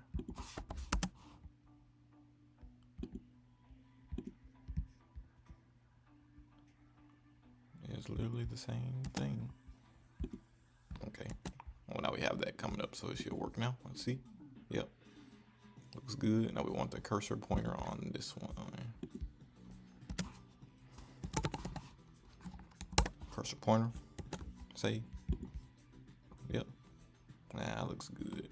Make sure it looks like the same color. Yep, looks good. Looks great. All right, now what we want to do is make this more responsive. So let's see what it does once we get to this part, once the header disappears. So once the header disappears, okay, it goes into a column from the left and right, because currently this is the left and this is the right. The map disappears, which is this, and then also show and sort, which is the span tags we have next to it, also disappears. So let's start simple and change this to a flex. It'll still be the same size for now, and then we'll get rid of show and sort once it gets to this too. Okay, let's add a class name to this, and we'll go with hidden. And then when it gets to medium, we want to display this as inline, because if we display it as flex, it'll look weird. Save it. Okay, that one disappears, and we can copy and paste this whole line onto the other span tag. Control C. And the other span tag is right here. Save that also. It should disappear. And then when it goes to medium, it comes back up. Perfect. Now what we want to do is have this show display flex, or flex column actually, until it gets to medium. Then we want it to be flex row. Okay. And this is all inside of this. So let's do on small. We'll go with a flex column.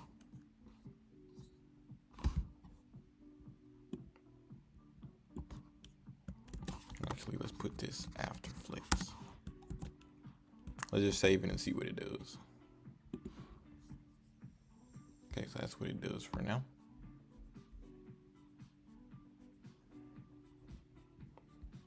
Okay, and it should stay like that. Yeah. Now we have to specify, once it gets to medium, we want to flex row it. D flex row. Save it. Okay, so now our medium is back to normal. We want this justified between only for medium. Save. So let's see what happens when we go back to small.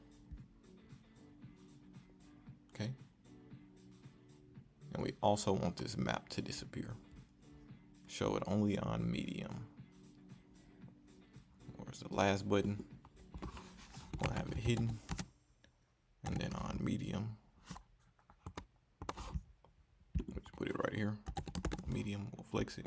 Save. Okay. Medium comes up. It's there. Perfect. Okay. We'll also put this as a width of full. Okay. Let's take a look at what we got.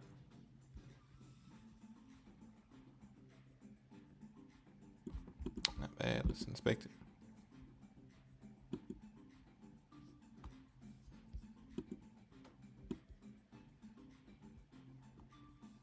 And this is what we want,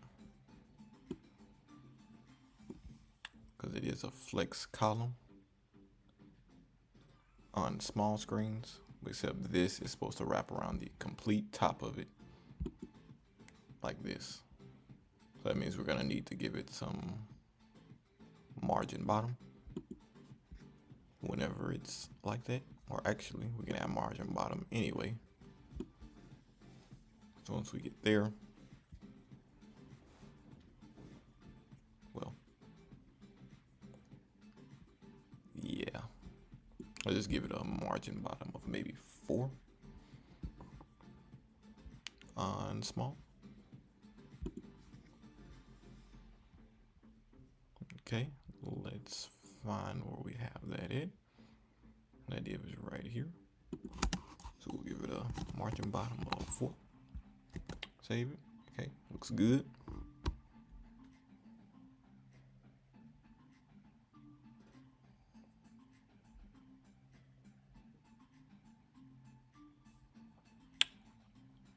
then what we want to do is have the width a lot longer than this. So let's go for small. We'll have the width full. See how that looks. Save. Okay. Except this is supposed to be all the way to the left and not in the middle.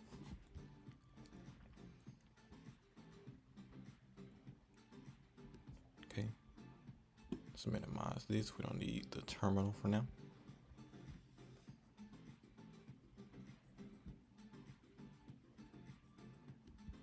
$130 for that. We'll do this for medium. Save. Do this for medium also. Save. Okay. Then we also need to give it some padding for when it's a small. So we'll put that here. Small, padding left of, let's just try padding for now. Let's see how that looks. Let's do padding of 3. No? Okay, yeah, padding left. It's already in the middle, so yeah, makes sense. Padding left of 3, there we go. Looks good.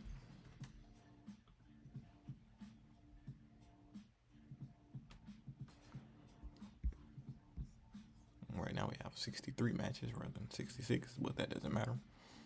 Okay, we have these, and they've been shifted a wee bit. So what we can do, okay, so what we need to do is fix this also, because this only needs to happen when it's small. Let's look at that.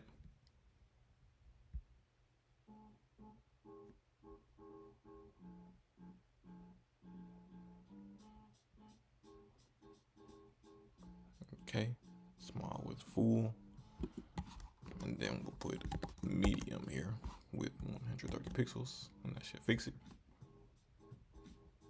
Perfect.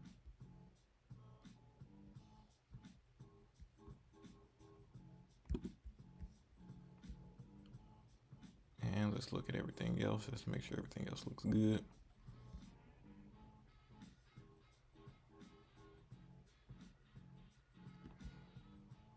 And that looks a little off, so let me do this. Medium. We'll do padding left 2 when it's medium. 1. Yeah, put it more in the middle. Let's try it again. Once we get to small. Perfect. All right, now let's work on these select tags. Okay. Let's look at this. So we probably need a new class for extra small, because once we go past small, small starts here, but once we get less than small, it goes back to that. So we'll need a new class for an extra small screen, and we can see what size is this.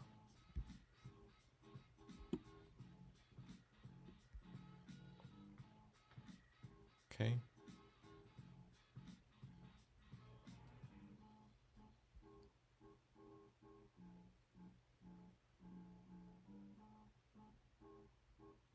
We can make this.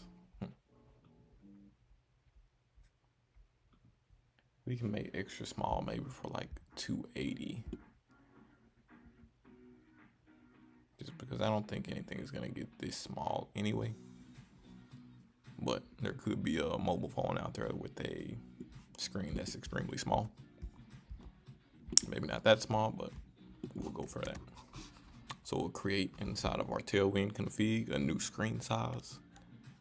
Just like how we added the 0XL, we'll add another one. And we'll call it XS for extra small.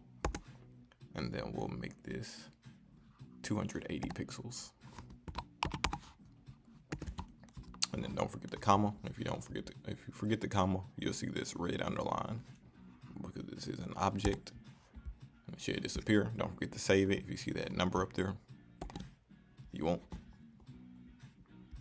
Creatine was good. Squad wipe. Yeah, you need to post that 20 bomb you got there, brother, so I can see it. I love to watch it.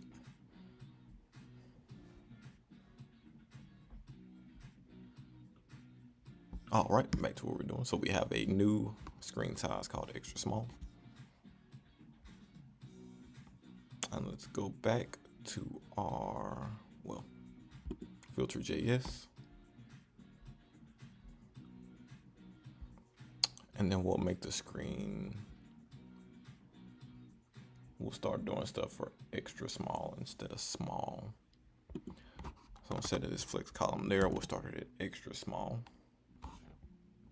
And then see what that does.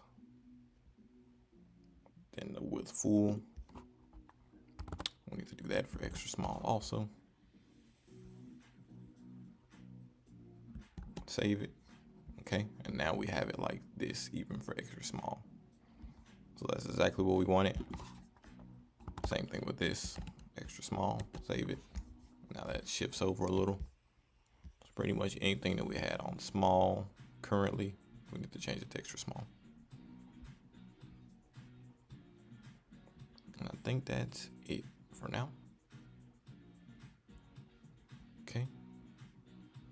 And that is the top. Now we can work on this select tag. So we need to make it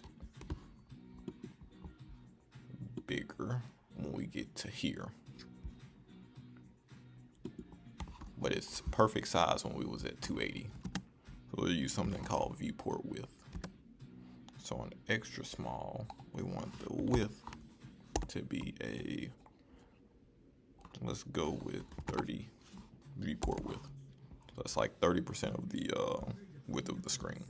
So if we save it, that's about 30. And we want to use 30 because it's 30, 60, and then this will be the rest. And hopefully we'll have enough room. So we'll do the same exact thing here for this select tag, extra small. Then we'll have a width of 30 viewport width. Save it. And that looks about right. Almost perfect. Almost perfect is good for now. Okay, and we get smaller. If it looks good, we get down to the 280. This is as far as it'll go. And it lines up perfect. This still looks good. We can make it bigger again. And everything else comes in. Now we need to fix this.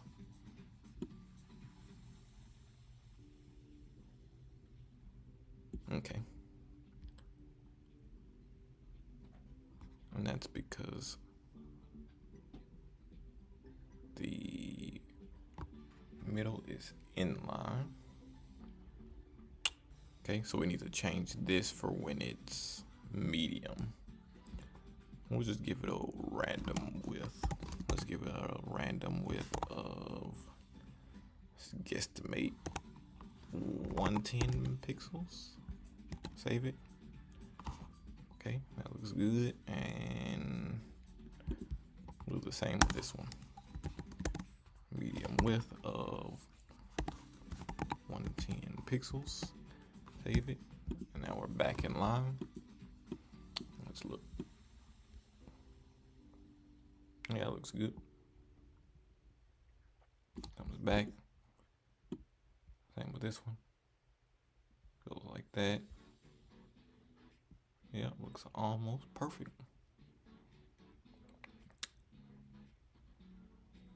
Cool. And now we can work on the bottom. Go down to the smallest. Looks good. Okay, so we'll get a random star image off the internet to save from iConduct. Great website. And then we have the perfect match image already loaded inside of our file. And then we'll just get random images from here. We won't use anybody's actual image. We'll do 4 different people. It looks like 3, 6, 9, 12, 15, 18, 21, 24. We have 24 people.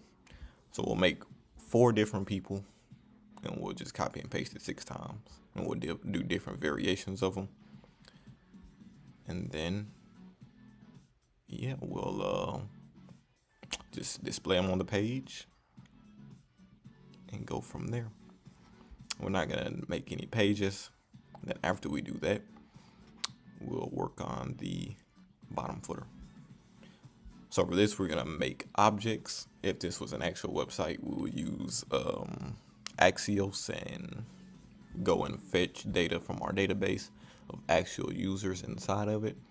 And we'll use things like useState if another user comes in, or if you match with somebody, and we'd also use the use effect sort of load onto the page. But for practice purposes, we're not going to do all that. We're just going to create our own dummy data, and then I'm going to copy and paste it inside, so the file will be actual alone. But this is called our hero file, so let's go ahead and create that. Okay, down in here, our components, we'll add a new file. We'll call it hero.jsx. And then it is a React arrow functional export component. This component may or may not receive props. We'll save it and let's import it into our app.js. We'll just put it directly under here. For practice purposes, it'll get imported once you do it from .component/hero, self-closing tag, and we'll save it, and we should see hero pop up right under there. Okay, and even here, still there. Yeah, cool. Now we didn't give the margin bottom to these guys, which we should do that. Let's see what the margin bottom is. What we gave to the one here, margin bottom 4. So we'll just give it to this button. There we go. So that should push it down. Actually, aren't all these inside the same div? Second tag. Yeah, the right. Okay, let's put it here and see. Yeah, nothing happened, which is exactly what we wanted, which means something happened. So either way, it still went margin bottom 4, which is exactly what we wanted. We just put it at the utmost class, so it's still affected the same way. It's just more standard, I guess is what you call it.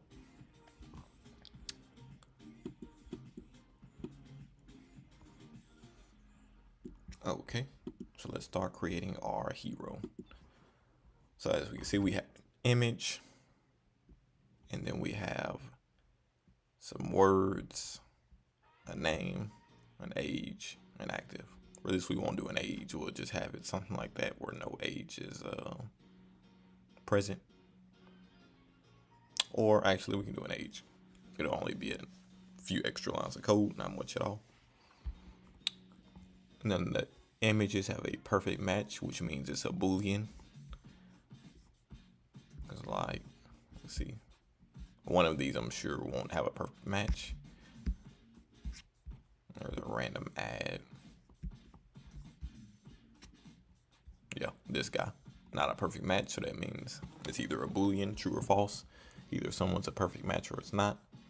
We're not gonna add the star. We're gonna add a picture of a star, but we're not gonna do anything with it. We'll just get a random star of our conduct. And then this is the, and everything inside of here would be things that we put inside of our object. So let's see what we have. Okay.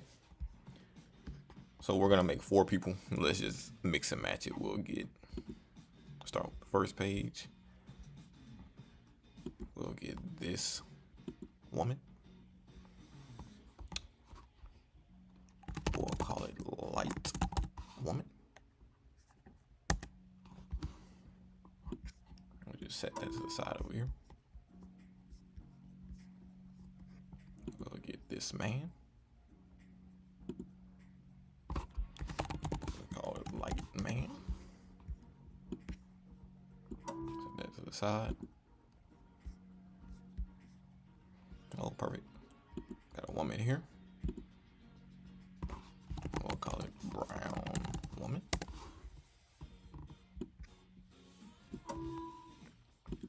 And then we'll call this one brown man.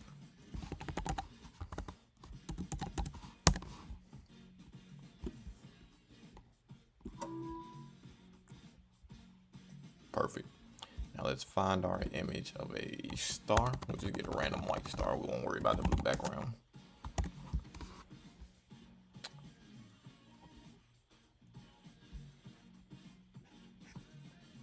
Let me see if I can find a white star.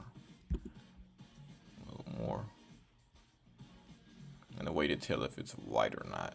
Well, that one looks pretty good too. As if it has this darker background. I might use this one. It's not completely white, but that's not either. Yeah, I'm just gonna use it. Why not? Save it. We'll add that there. Go back to our thing. I think that is all we need.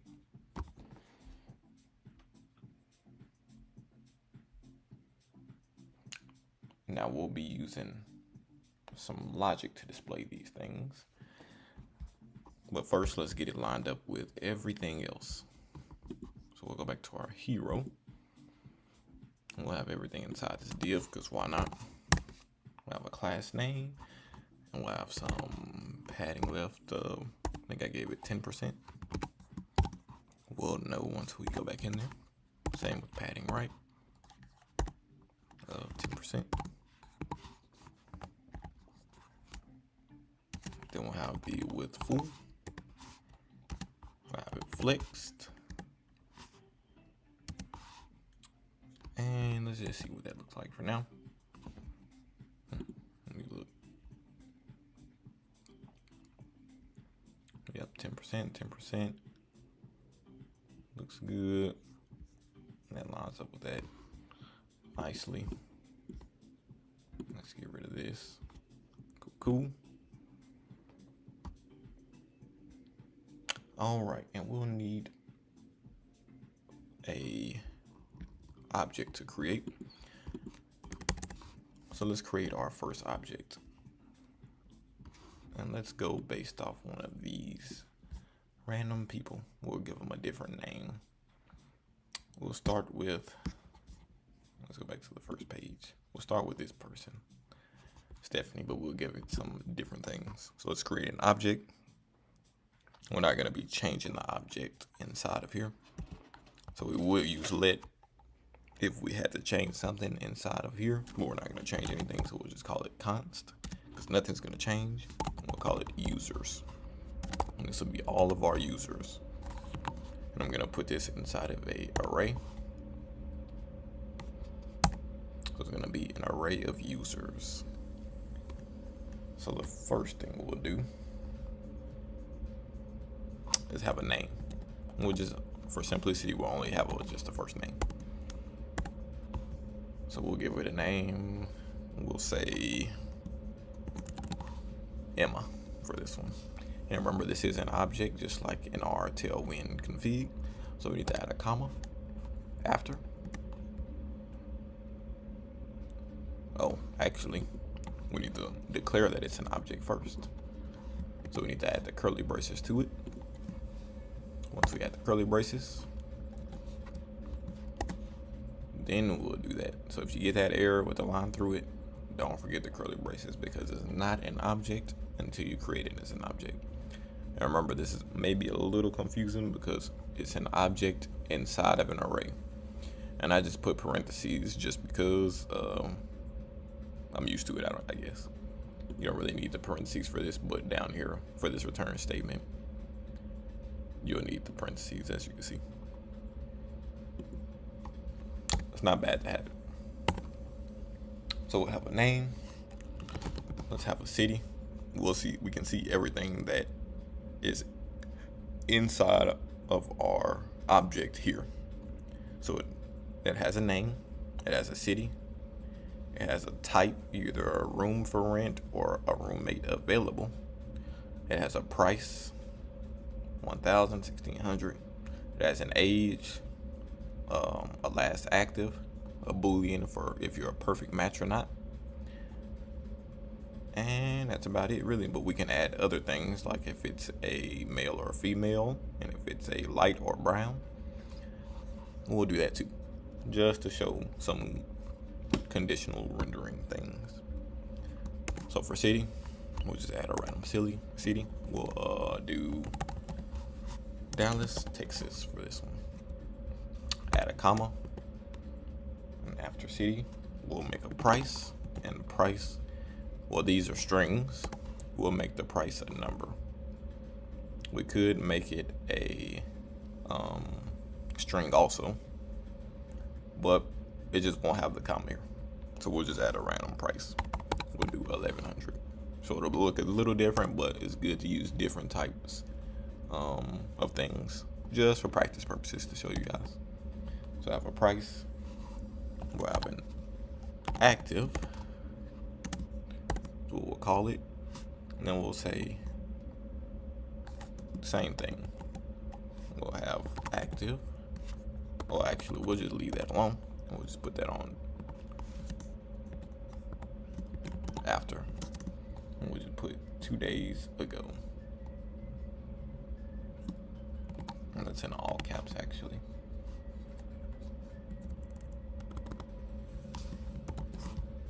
Two days ago. Okay. We'll have also the perfect boolean.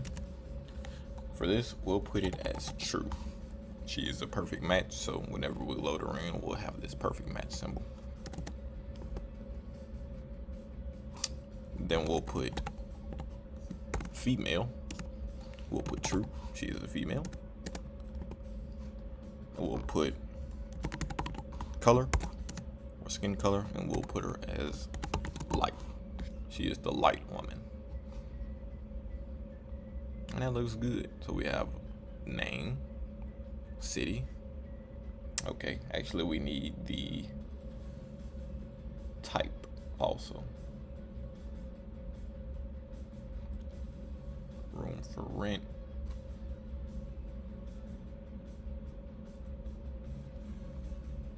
So we'll put the type, doesn't matter where we put it. Let's put it here at the end. We'll just call her a roommate. Yeah, perfect. Okay, so we have the type also. City, Dallas, Texas. Price, 1,100. Active 2 days ago. Perfect match, true. Female, light, and type roommate. We're not gonna do the age just because it doesn't matter. So we have our first one. So let's add her into the images. Okay. We'll also add the star because we're gonna need that too. I'm gonna rename this because yeah, that's too much. We'll just add star right there. We have light woman. Okay. So get rid of this, get rid of that, and get rid of this. We'll save it, and let's import both of them. Let's import. We'll call it whatever we want. We can call it Bob if we wanted to, but for simplicity, we'll call it capital S star from .. components, not components, assets / star .png. Make sure that name lines up. Yep. We'll do the same thing for light woman.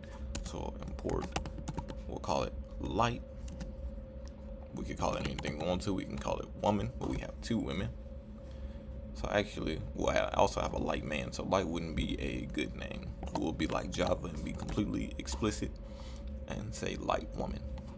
And we'll get that from // assets and / light woman dot png. And then we'll save it.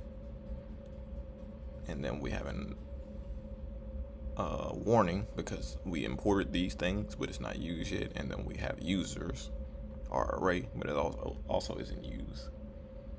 So now also what we want to do, we don't want to have to type every single last one of these out each time that it renders, even though we'll have to type out 4 different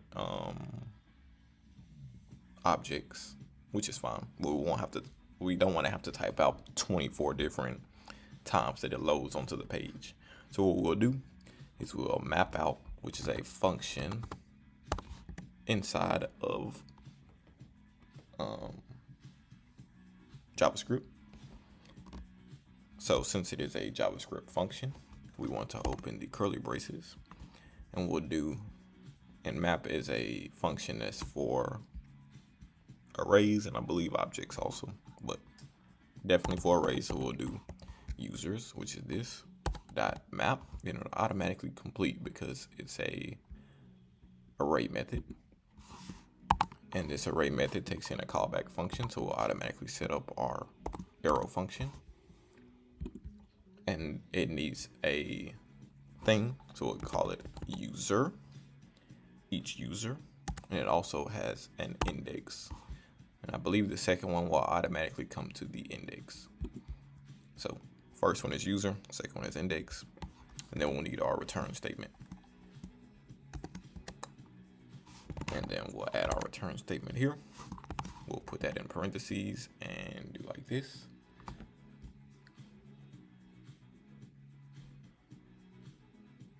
Okay, and let's just put a p tag with hi for now, just to make sure something comes up. So since we have one item inside of our users array, hi should pop up once. So we can get rid of this for now. Yep, we have hi popped up once. So now what we want is that picture to come up with all the extra stuff that we have on it too. Okay. And we know that it's a div.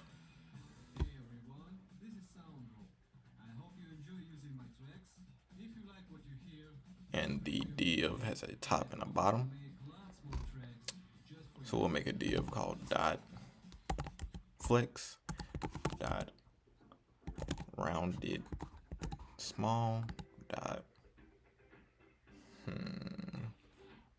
we'll do a margin right of 4 because they're kind of spread out, and then a dot mb4. We'll tab that, and then we'll do the top.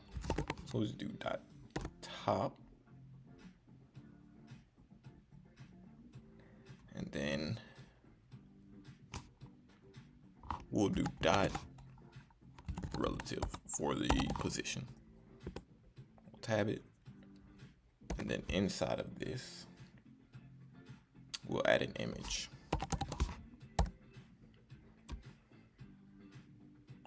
And then for this image, we'll need to give it height because we don't want it to be all over the place. So we'll give it a height of, let's say, 150 pixels. And then we'll give it a width of, let's say, 225 pixels.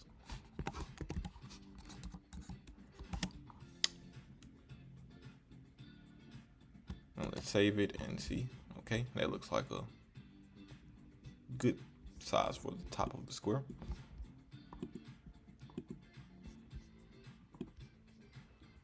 I think I got rid of roommates. Where is it? Let's see. Yeah, it looks like a good size square. I'd say that looks good. Now for the source is where we need more logic to come in. But for now, let's just see what happens when we put in the light woman. Save it. Okay. Looks kind of weird. So what we need to do is do the object cover. And in Tailwind, it's literally just object cover. If we hover over it, it's the object fit in CSS. Save it, and now that looks more like that one. All right. But we need this to conditionally render, but we'll come back to that. We'll also need this to do some conditional stuff, but for now we'll put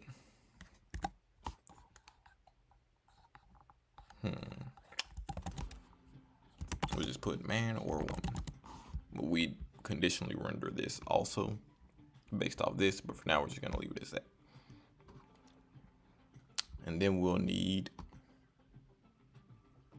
a star for every single one of them. So we'll do an image. We'll bring that star in, save it. Looks good for now, but we need to make it a lot smaller and put it on top of there. So we'll give it a class name, and we'll make it a height of 8, maybe. And then let's see. Yeah, I think that's a lot better. We'll make it position absolute, save it. Okay, and then we'll give it a top of 0. Put it directly at the top of there. And then, well, actually, let's look at this one. So it's not directly at the top. So maybe a top of 2. Yeah. And then we'll give it also a left of 2. We'll give it a z index of 2. Save. Okay, and that looks good. Right there. Not the exact same star, but you get the gist, just for practice purposes. All right, and now we'll need this perfect to show up on this top div also. Now we also need to conditionally render this also, because we only wanted to put if perfect is true. So instead of doing the image directly, we want to open our portal to JavaScript with this. And then we want to ask, is our user dot perfect true? So we can just add a question mark. Is user dot perfect true? If yes, we want to add an image. img. Oh, let's make it the image class. img. And for some reason we have to type this out, so I'll just go ahead and close it.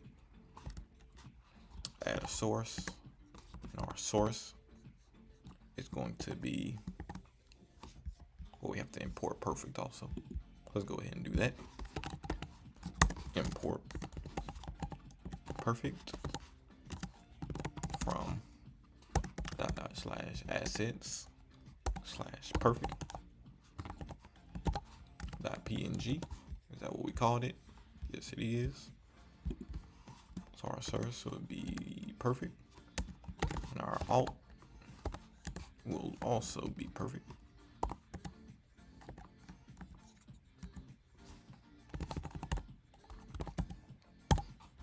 Now for these arrow functions, or these ternary statements, I mean, it'll give you an error until you give what do you need if it's false. We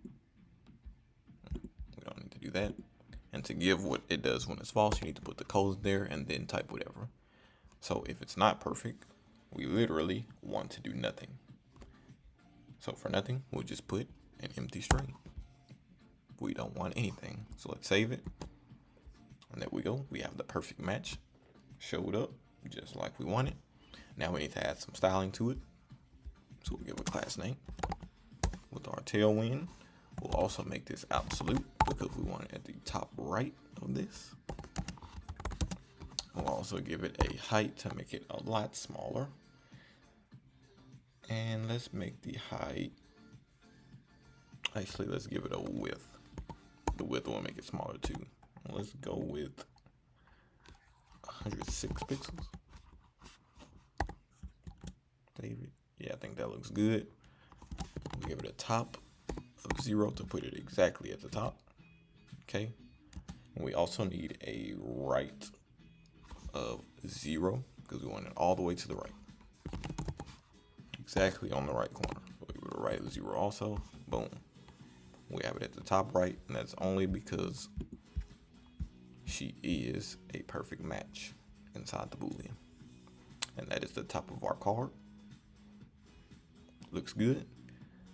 And now, inside of another div, we need to do the bottom of the card.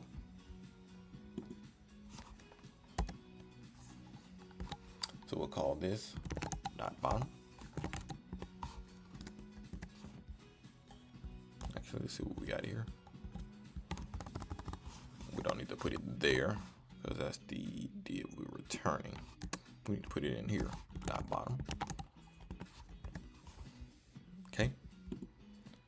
And inside this bottom, we know it's going to be flexed. And then this looks like it's flex column because they're in a column. So we'll go ahead and flex column it. And then it's not directly up on the top, so we'll give it some padding already to start with. Give it a padding of 5. Okay. Now we need to start with this top. We'll make it a span tag because one is blue and one is like black. Both seem to be bolded. So I have a nested span tag.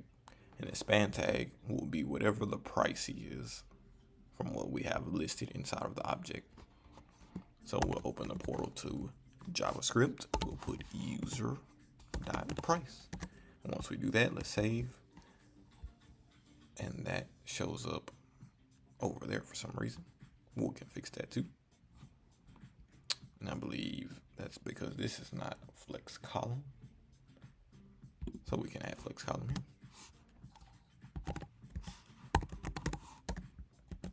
Boom. Perfect. So now we're getting our users.price from what we have mapped. And also, if we look and inspect here, see if this will show up.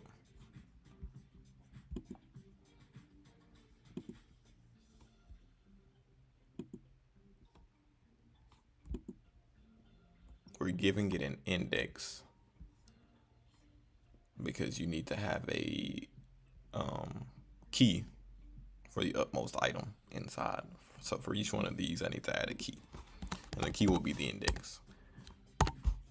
So right now, since this index is 0, the key for this will be 0. Once we add another person in here, that key will be 1. Then it'll just go so forth 0, 1, 2, 3, 4, 5, 6, 7, all the way up till 24, because that's how many people we're gonna add.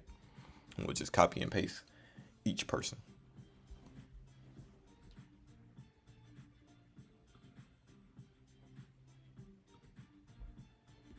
Okay.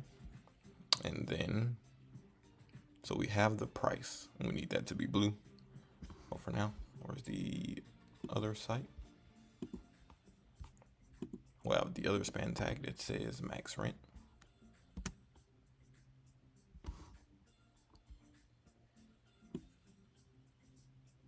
Yeah, we'll just put max rent just because. So I have another span tag, if I can spell it. We'll put max rent. Save it. Looks good. We'll give a class name to the outmost, and this will be font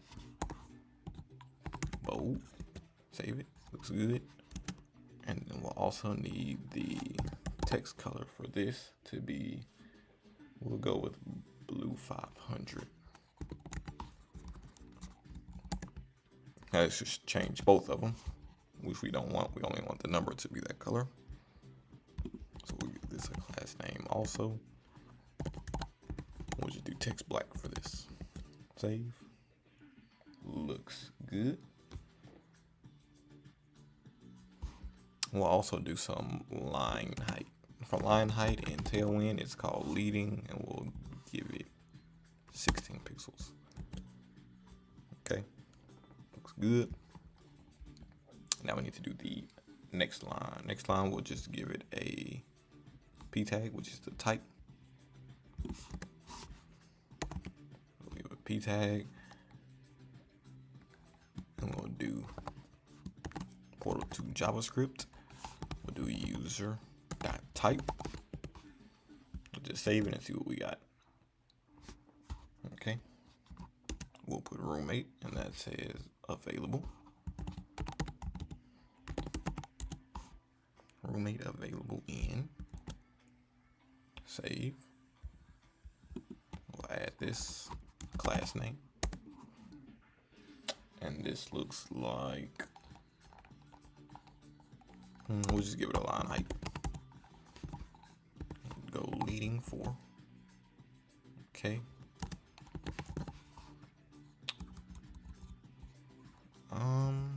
It looks like it might be light. Yeah, we'll just go find light for this. So now we have our roommate, which is the type roommate. Perfect. Next P, which is the city and state. So we'll open our portal to JavaScript, and we'll do user dot, what did I call it? City. Save. And there's the city, Dallas, Texas. Let's give this some styling. We'll give it font bold. And save. Yep, that looks good. We'll also give this the leading 4. Yeah, have it all bunched up together. Why not? Now we need the name. We'll make the name a h1 tag, but probably won't matter. But we want the users dot name. But first we have to open the portal to JavaScript, of course. So we need to have that wrapped in a curly brace. Save. And now we have the name Emma show up. We need to show up much bigger, much darker, and away from these things. So let's make it a text of 3XL. Save. That looks good. We'll go with font bold. Save. Looks good. We'll give it a margin top of 3 and also a margin bottom of 3 because it's away from everything else. Yeah, it looks good. And that looks a little too dark, so maybe semi-bold. Yeah, it looks much better. Now we'll have the span tag of active. We won't worry about the age for now. Or we can just have it as a p tag, actually. Now we'll do a span because we only put active 2 days ago. Okay. So right now we put active, then we'll put another span tag, and then we'll wrap this span tag inside of the portal of JavaScript user.active. Save. Active 2 days ago. Now this needs to be a lot smaller, so let's give it a class name. Text small.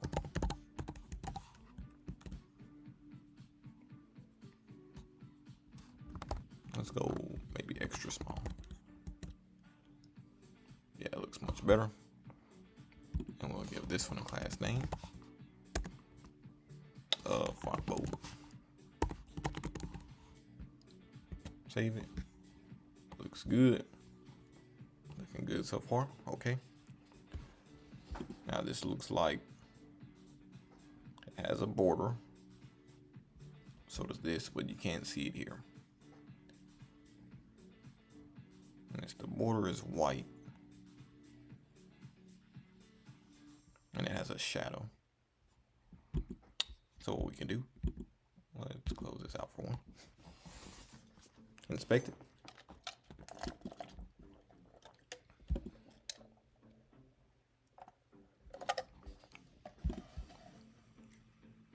And let's go to this.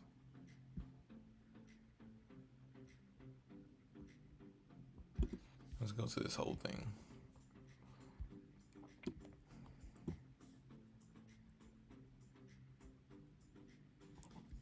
We can look and see if we can find something.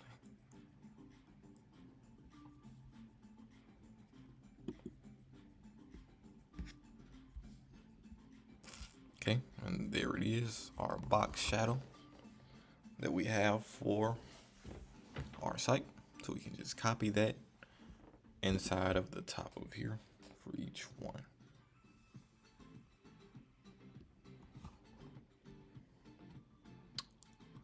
But I don't think we need it. We'll just cheat and just do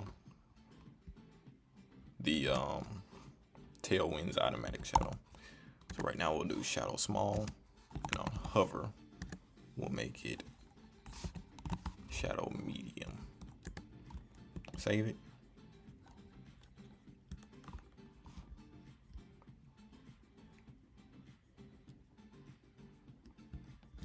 Let's see. Yep, you can very lightly see the shadow. You can hover over it.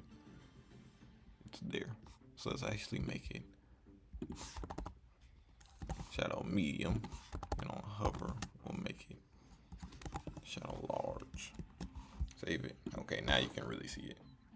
When you hover over it, it's even bigger. Yeah, it's perfect. And it looks like it might be rounded just a hair. So I'm just gonna put a rounded small in here. Save it. Yeah, it looks good. Oh, I already have that on there. I guess I'm just blind.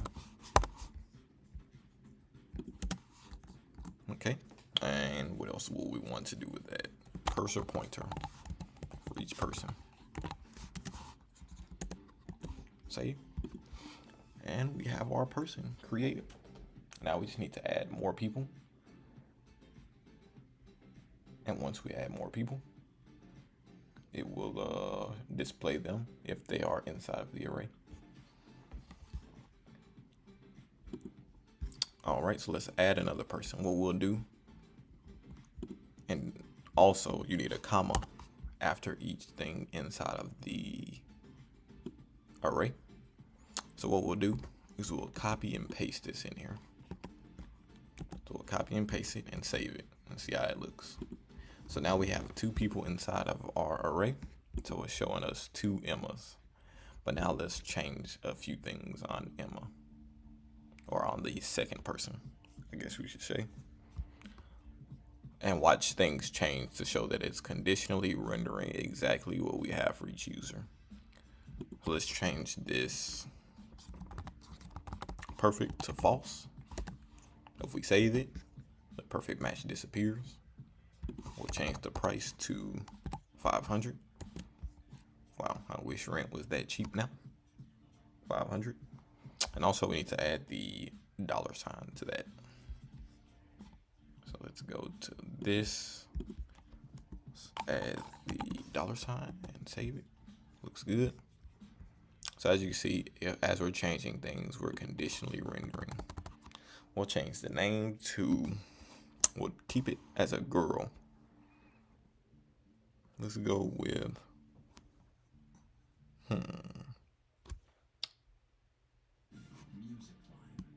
we'll just go with Brit. Why not? So now to change to that, we'll change the city. We'll put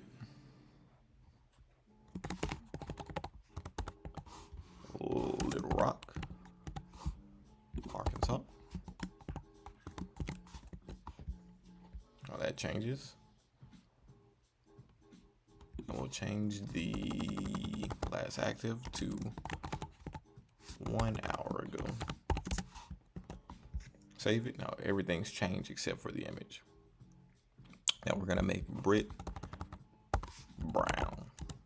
If we save it, nothing will happen because we're not conditionally rendering this image yet that says light woman. Now we need to conditionally render this. So we'll need another ternary statement that asks, is it a male or female? And then also, is it a light or dark female or male? So it's going to be a few nested ternary statements. So it's going to get a little confusing. Feel free to pause or ask questions if need be. So what we'll do is we'll ask, is this user a female? So we'll ask user.female. Is that true? For our case, it is true. So then we want to ask, is user.female, well, actually not user.female, is user.color, does that equal to light? Does that equal to light? If yes, then we want to render light woman. Now we also need to import the brown woman inside of here. So let's go ahead and add that picture. Looks good, and let's import it. Import. Let's go brown woman from // don't forget to put those from assets / brown woman .png. Okay, so let's go back to our ternary statement. It's gonna get a little confusing. Okay, so is the user a female? If it's true, does the user's color equal to light? Is it a light female? If so, put the light woman. If not, remember, if not, we need to put the colon, and then we'll put brown woman. Now it's still giving us an error because we're only solving that if it's a light woman. We still need to solve if it's a male. But for now, we'll put the colon and we'll put this and we'll get rid of that. So all of this is only for the female. So we're asking, is the user a female? Yes. Is the user color equal to light? Yes. Okay, display the picture of the light woman. If it's not, okay, it is still a woman, but it's just not a light woman. So display the brown woman. And then this will be for the male side, which will be, is this user a female? Well, this says, yes, it is, but this will say, no, it's not. And for now, we don't have a man, so we'll put, no, it's not. We'll do nothing, so we'll save it for that. And we're getting nothing. Okay, let's see where we went wrong. Is this user a female? If yes, does the color equal light? Let's make sure we have light in here. Yep.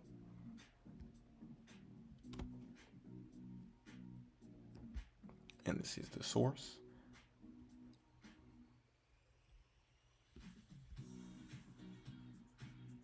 If it does equal light, we want to add the light woman. And if not, we need to add the brown woman. That's why. So we're already inside the nested JavaScript. So we don't need to add the curly braces again, because that's showing that we closed the portal to JavaScript. So since we're already inside the portal, we don't need to wrap them in curly braces again because we're already inside the portal. And if we save it, now we have the brown woman and we have the light woman. Perfect.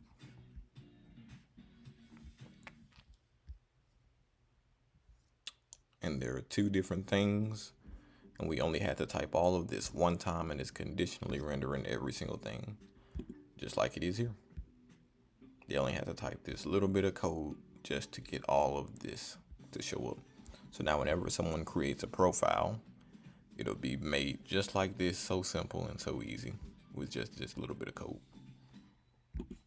All right, now let's create a mail. So what we can do is copy this, and it is inside of that. We'll paste it, and if we save it, we'll see another one added. Look at that, we got another Brit. Now we're gonna make this a mail.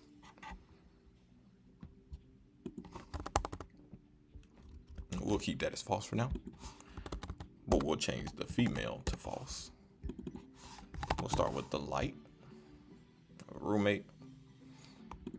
We'll call this one Mike. Where is Mike from? We'll say Mike is from New York. New York. The price of his will be $1,900 because New York is expensive. And we'll make him active 9 hours ago. We'll save it. Now we don't have the image of a male yet, but everything else is conditionally rendering just fine. So now we'll need to import the light male. So add that picture. Looks good. Let's import. Import light male from / assets / light male. We'll actually call this capital L light male. .png. And now we'll need to go to our ternary statement that's showing the image. So we're asking first, is this user a female? Well, no, it's not a female. And we're telling it to do nothing if it's not a female. Well, now we need it to do something. So now we need it to ask, is this user a female? No. So we know it's not a female, so is the user dot color equal to light? Well, in this case it is, but we need to ask, okay, it's not a female. Well, is this male? If its color is equal to light, we want to render the light male, and we're already inside of JavaScript, so we don't need to add the curly braces. And if not, for now we'll do nothing. We'll save, and let's see what error we get. Cannot access light male. Okay, what do we call it? We called it light man. That's why. So you have to make sure you get the naming convention right. Light man. Save, and boom, we have our light man. All right, and let's do another.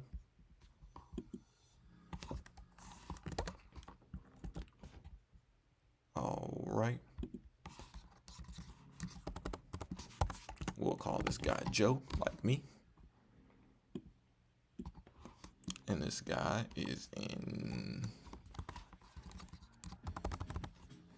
we won't put him in my city, but what city should Joe be in? We'll go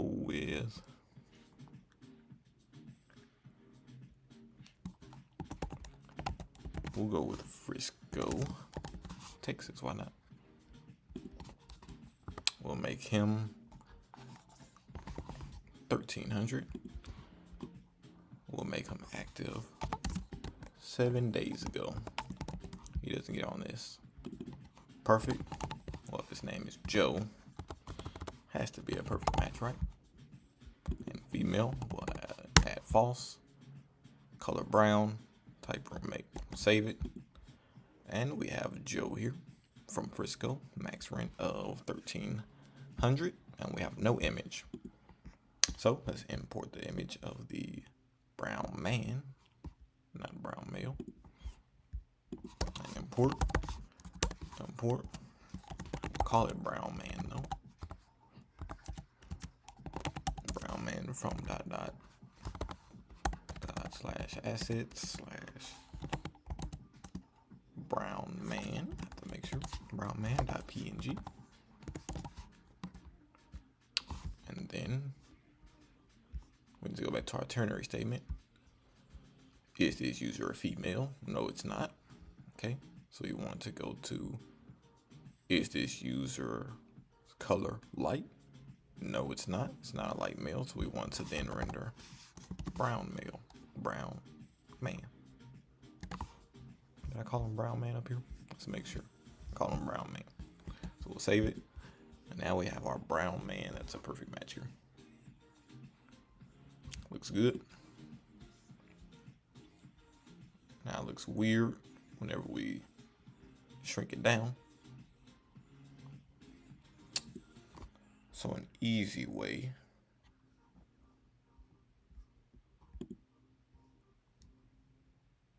what we'll do is flex wrap it. So add flex wrap here at the utmost. So flex wrap, save it. So now it'll automatically wrap whenever it gets like that. And for this, what we'll do is justify content center. Save. Now I'll put it inside of the middle each time. Looks good. Those 3 are in the middle now. And then once we get there, those 4 are in the middle. Perfect.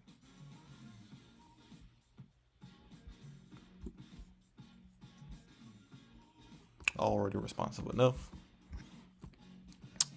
Now for practice purposes, we're not going to create all 24 people. What we'll do is just copy and paste this. What's that, 6 times? Actually, let me just go ahead and put the comma there, and then we can copy and paste it. Copy, so we're at 4, 8, 12, 16, 20, 24. Save it. Now once we go up, we have all these people. Looks good. Our roommate's app is almost complete. Let's look over here. It's gonna be the same people, but we get the point now. And then we'll go for 2 inside the middle. Yeah, looks good. And we'll go for the 1. Let's go even smaller. Looks good. Okay, so what we need to do is fix this. So right now, the Z index for this is probably conflicting with the Z index of this. So it'll show these inside. And let's see how far this goes down. Okay, okay.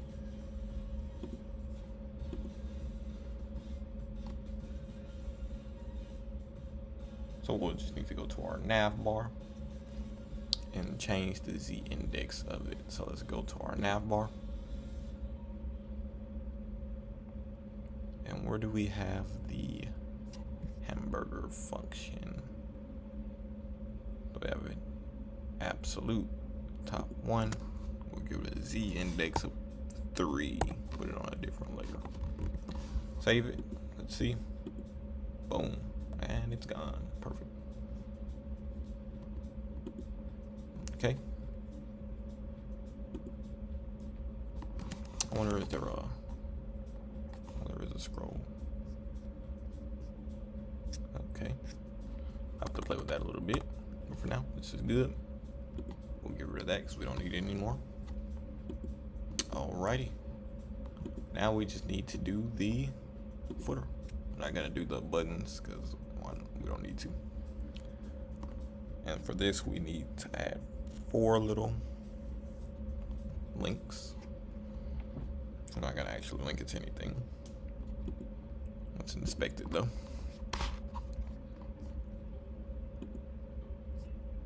Let's go to it.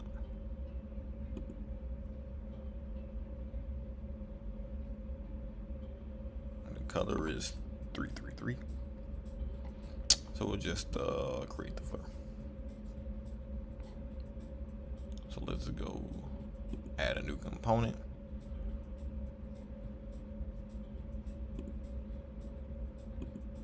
New file. Oops, not new folder. New file. We'll call it footer.jsx.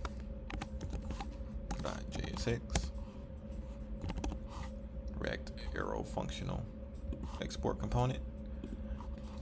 This may or may not receive props. We'll save it, go back to app.js and import it over here. Footer. Save it, and we should see a footer pop up at the bottom. There it is, footer.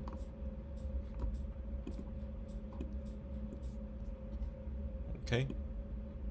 It's gonna all be inside of a div with a class name of, well, let's see the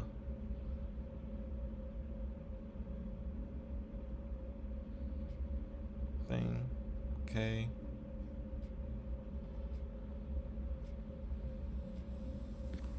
Doesn't have a height. Height is just like whatever the content is. But we know the background color is 333. So it'll be G 333. Okay. And on extra small, it's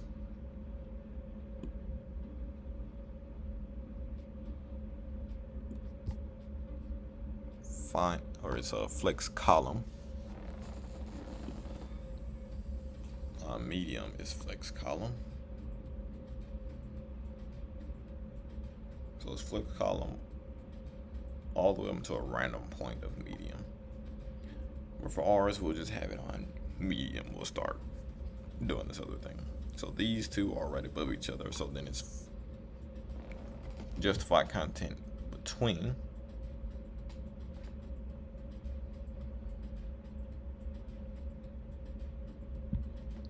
And after that, good folder layout. Bay Viking, what's up, bro? How you doing? So let me show you. So far, we're almost done. We got the top part. We got everything responsive. Close it out. That'll stay in the middle. I missed Apex streams.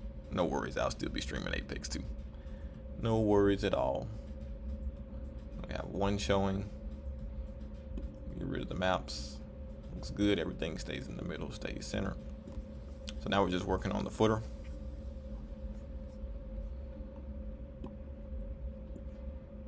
So this looks like it's justify content between, but this is also a, no matter what, this is gonna be on the right side, and this is gonna be flex column.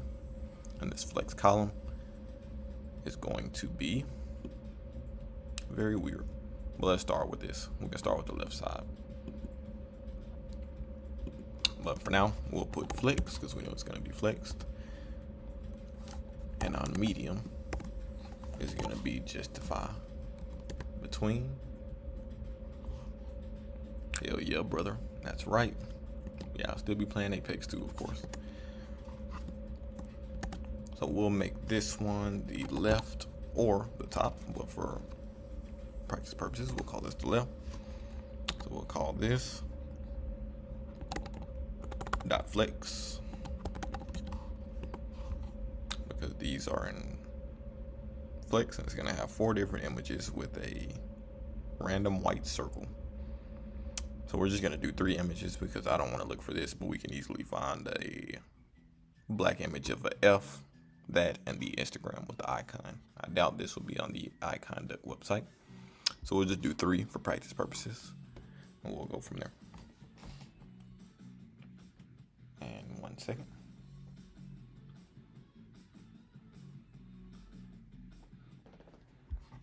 All right, let's go to our favorite website, and we got our star.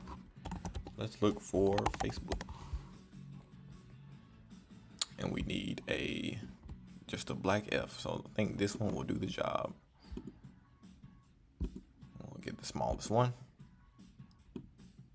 We'll just put it right here.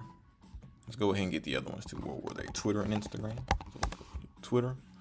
We just need a black little birdie. Save that. We'll put it right here also. And then we need Instagram. Insta. And I believe this one is the right one. Let me look. Yep. And this one looks perfect. Get the smallest one for this also.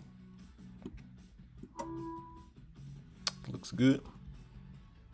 And I don't think we need that anymore. So let's close that out.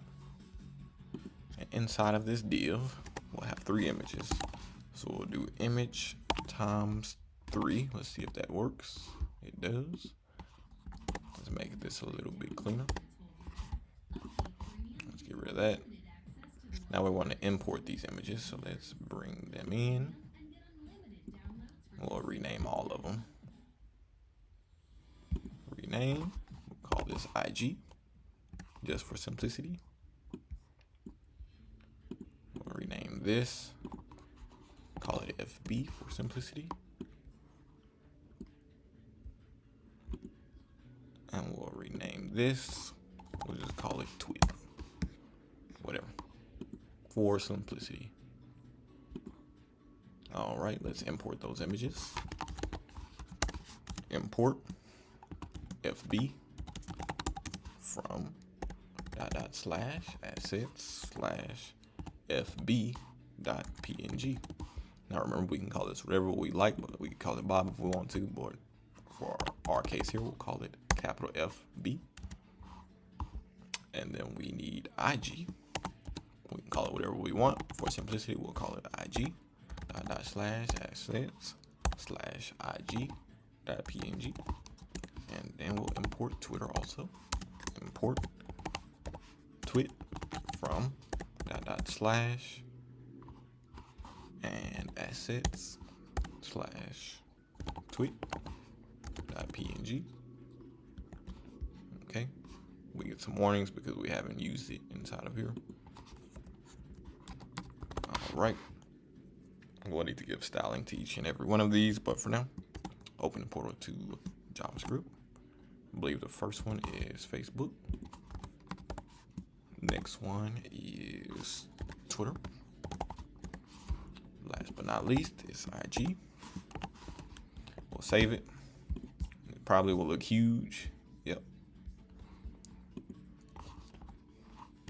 So we'll give all of these a class name of, let's do height of 8 and see how that looks. Oops.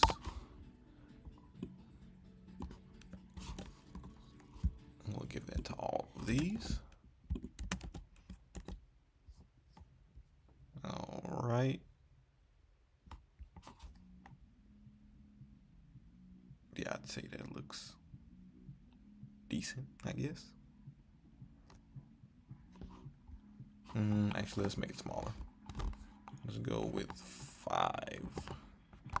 Not 85, 5. Say, yeah, I think that looks better. Now let's wrap all of these inside of a div, their own div.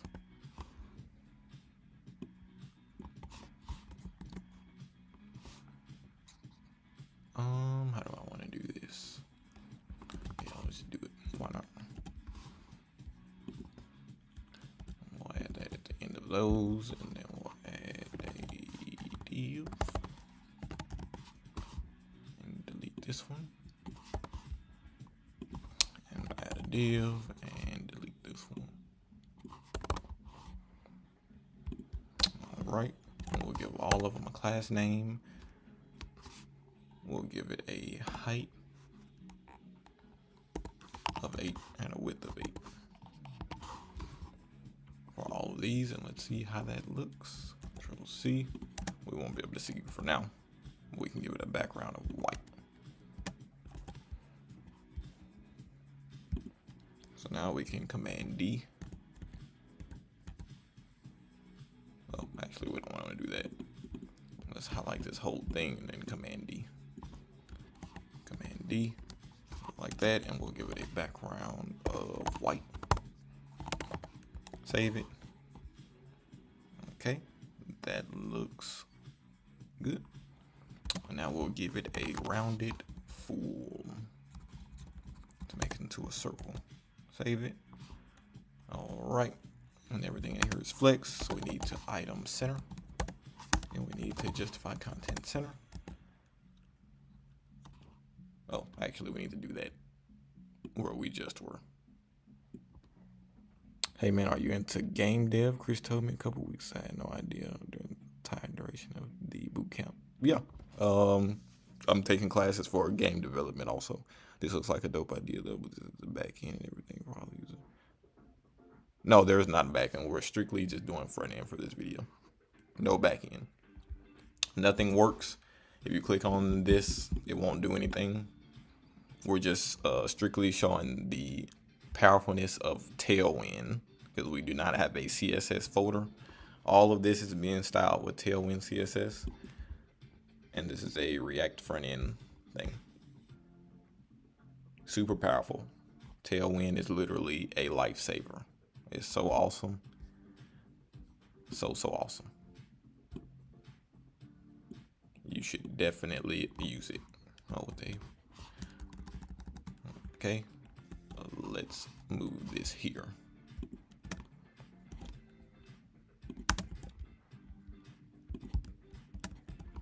Save it. All right, now we have those in the middle. All right, where's our other website at? So the images are a little bit smaller than that.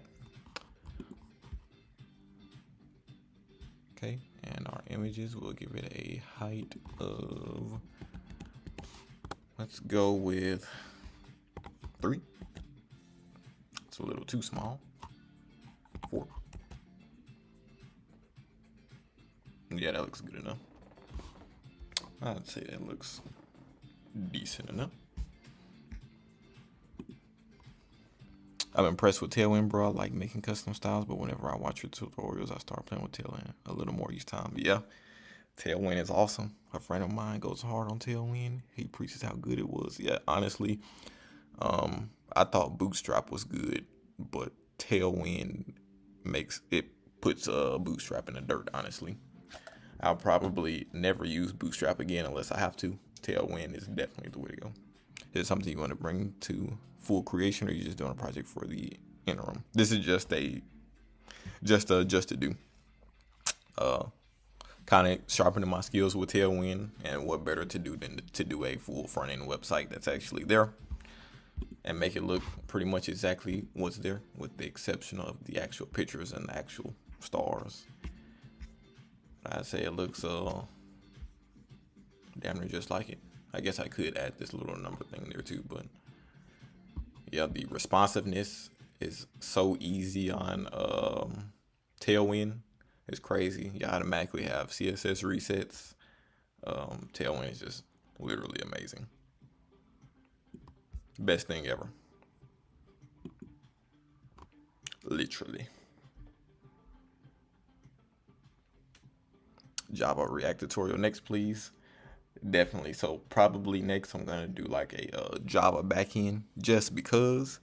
But sooner or later, yeah, we're gonna get into having Java and React together, because that's the best, literally. Java and React. I mean, I preached that during the boot camp. You know, Java and React is literally the best thing ever. All right, let's look at the bottom. Okay, so on the right side, we have this. We can just copy it. This is gonna be text white. So we'll have the right side, which is also gonna be the bottom, but for now we'll call it right. And the right is gonna be flexed, but also flex column. But the flex column is only gonna be on, well, actually it'll be on either one. So the flexed column will also be when it goes smaller too, so we can just leave that there. And then it's also gonna be text white. Okay. And then this one has a top, so we'll just call it dot top. And this top will have a p tag of whatever that said. Let's save that and look. We also need to give all this some padding. And we'll just guesstimate some, we'll just go padding. No, it's not 10. We'll go 10% like everything else that we have. 10%. Save. Okay.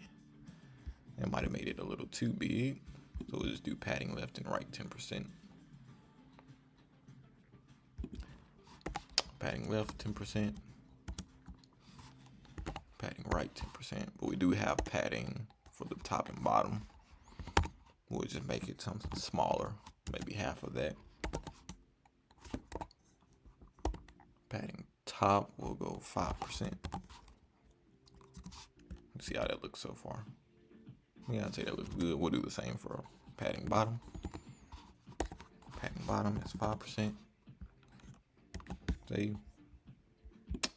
I think that looks almost perfect.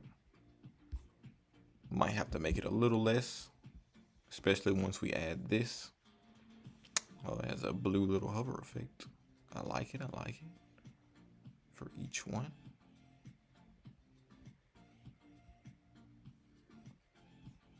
Okay, we'll just make those span tags just for simplicity. Okay, we'll have a dot bottom.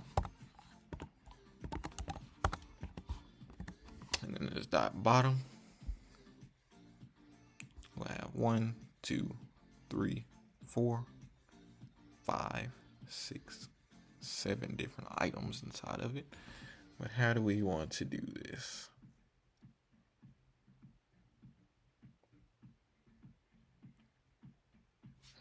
Okay, let's try it like this.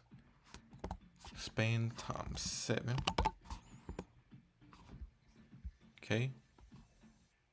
And I wonder if we do this outside of the span tag, what would happen?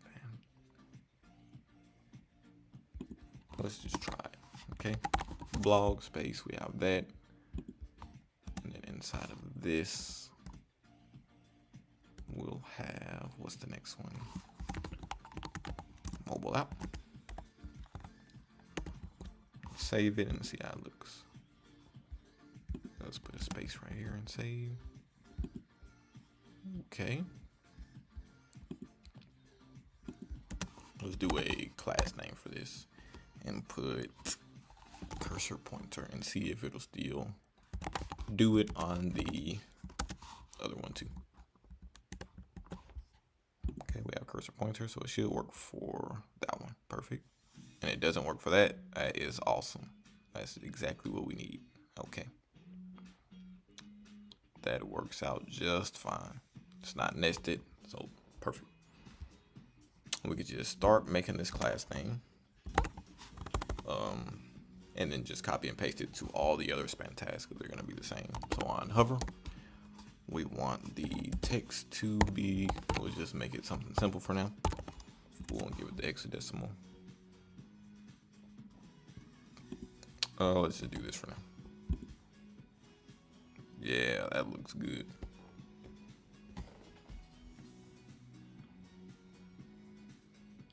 All right, and then let's just add the other things inside of there. I feel good that I figured that out.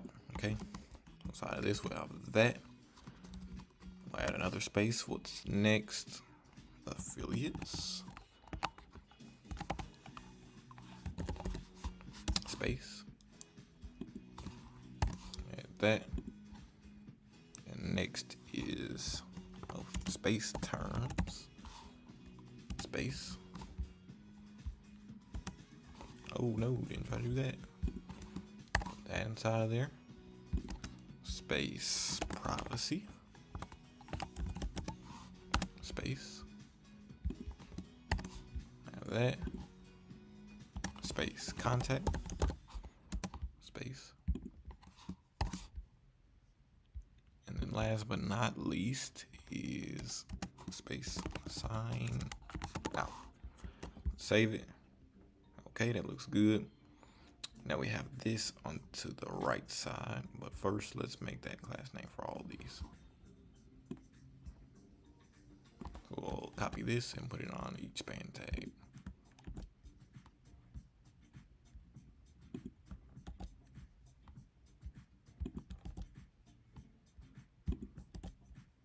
Then we'll worry about that.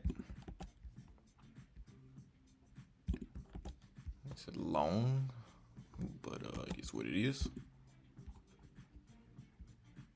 Oh shit. Accidentally put that on one of the things. Let me see. I'm gonna put that right here. See? All right, and let's see. Hover, cursor pointer. No cursor pointer on that.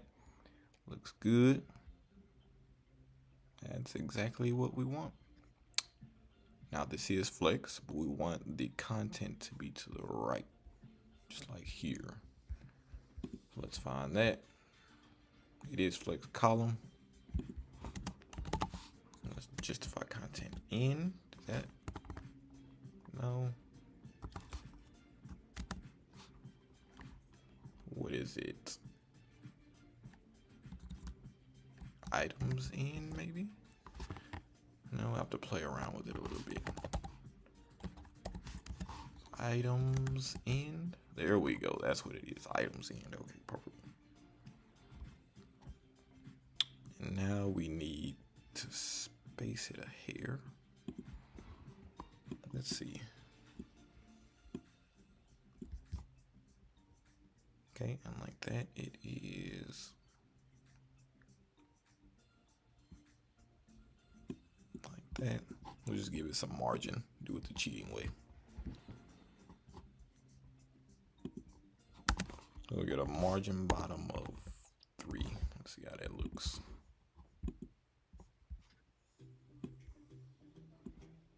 We'll do the same with the top. You play PC or console? I have a console. I did have a gaming laptop also, but I never used it. So I'm on PS4 currently. I had all systems. I had a PS4, Xbox One, and a gaming laptop. But now I just play on my PS4 nowadays. And then for this, we'll make the margin bottom of, did I say 3? Yeah. Oh wait, that's not this. I actually need to put that here. On the left, right. Margin bottom of 3. Save. Awesome. All right. Now for this, when the screen gets small, I need it to be all flex column. Actually, we'll start it at extra small because we added that extra class inside of there. So right now we have it as flex, medium, justify between. Let's do extra small, flex column. Okay, that's good. And for medium, we'll do items in. Save. And for extra small, we'll do items center, right? Yeah, there we go. Okay, let's see how that looks. Oh, okay, we need to account for the other thing. Oh, okay. So right now this is item center anyway.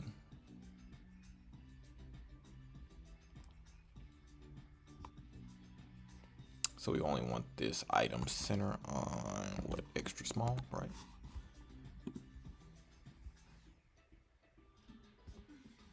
And then on medium, we don't want it on extra small. So on medium, once it gets to medium, we want it on item start. All right? Maybe not.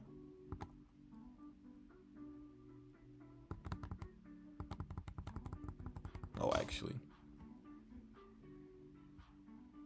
this might be the wrong one. Yeah, this is the wrong one.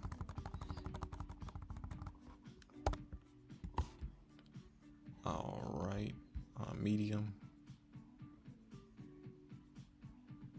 extra small, flex column. Man, I was getting layups up to the channel. Project looking good, bro. I appreciate it, brother. Thanks for stopping by. Much love, much love.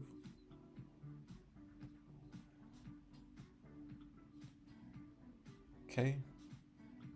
All right, let's figure this out. So I have flex column here, which is good. And on extra small, flex column here. That's where it is. So on medium, we need to flex row it. Save, boom, there it is, like a charm. So now once we go to the small screen, it'll automatically flex column it. Thanks for the power of Tailwind. Once we get to the medium, it'll go back to flex row, and it'll stay as flex row. Perfect. Now we need to add some space in between that. I'd say that looks like about a, let's go with margin 3, just to try it. Oops, I'm into Command D. No, actually, I like this whole thing. Command D, D. We'll give it a margin right of 3. Yeah, I think that looks good. Okay, let's look at it again. Yep, looks good. Looks great. Let's double check on here also. I don't know why they need to fix that. Once you go in and out, it scrolls automatically to the top of the page like that. Yep, all in a row once you reach the small. All in a row once you reach the small. What you can do is make these ticks a lot smaller though. And since this is all that's out of that, we'll just put it right here. We do ticks extra small. Oops. Save it. Yeah, that looks much better.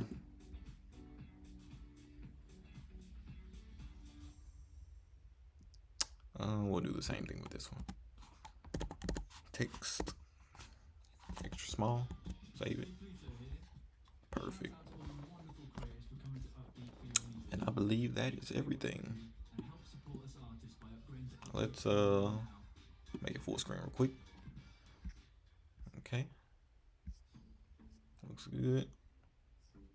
Now we need to fix this because there's some margin at the bottom of these. It's more. This is a little too much padding. Overall, that looks good. I'll get out of full screen. Go to full screen here and see what happens. Okay, actually that looks good. It's black here. Okay, yeah, it looks good. Out of full screen here. We can close this out and just admire what we created. All right. Looks good.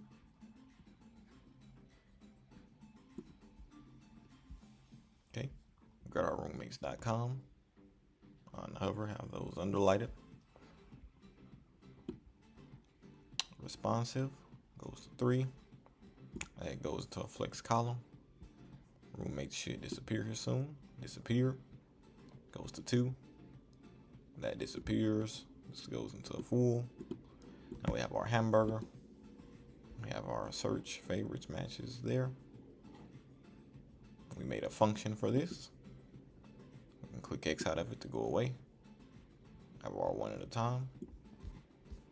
We can scroll all the way down, do our thing, and we have our little footer. We have a full front end page. We can't necessarily call this a website because there's no functionality to it, but the power of Tailwind CSS makes this thing look exactly just like a fully functional website. And if you follow me to this tutorial, congratulations on creating your first website, web page. Looks good. I hope you learned a lot. If you have any questions, put it in the comment section below. And I have also uploaded this to GitHub. If you want the repo, you'll be able to find it from my GitHub, also in the comment section. Really good tutorial. I appreciate it, brother. Much love, much love. Got to keep putting in the work, you know. Yeah, I'd say this looks good. Got the little hover effect. Got the conditional rendering of each thing that we put inside of our objects. That is it. Thank you guys for tuning in, and have a good night.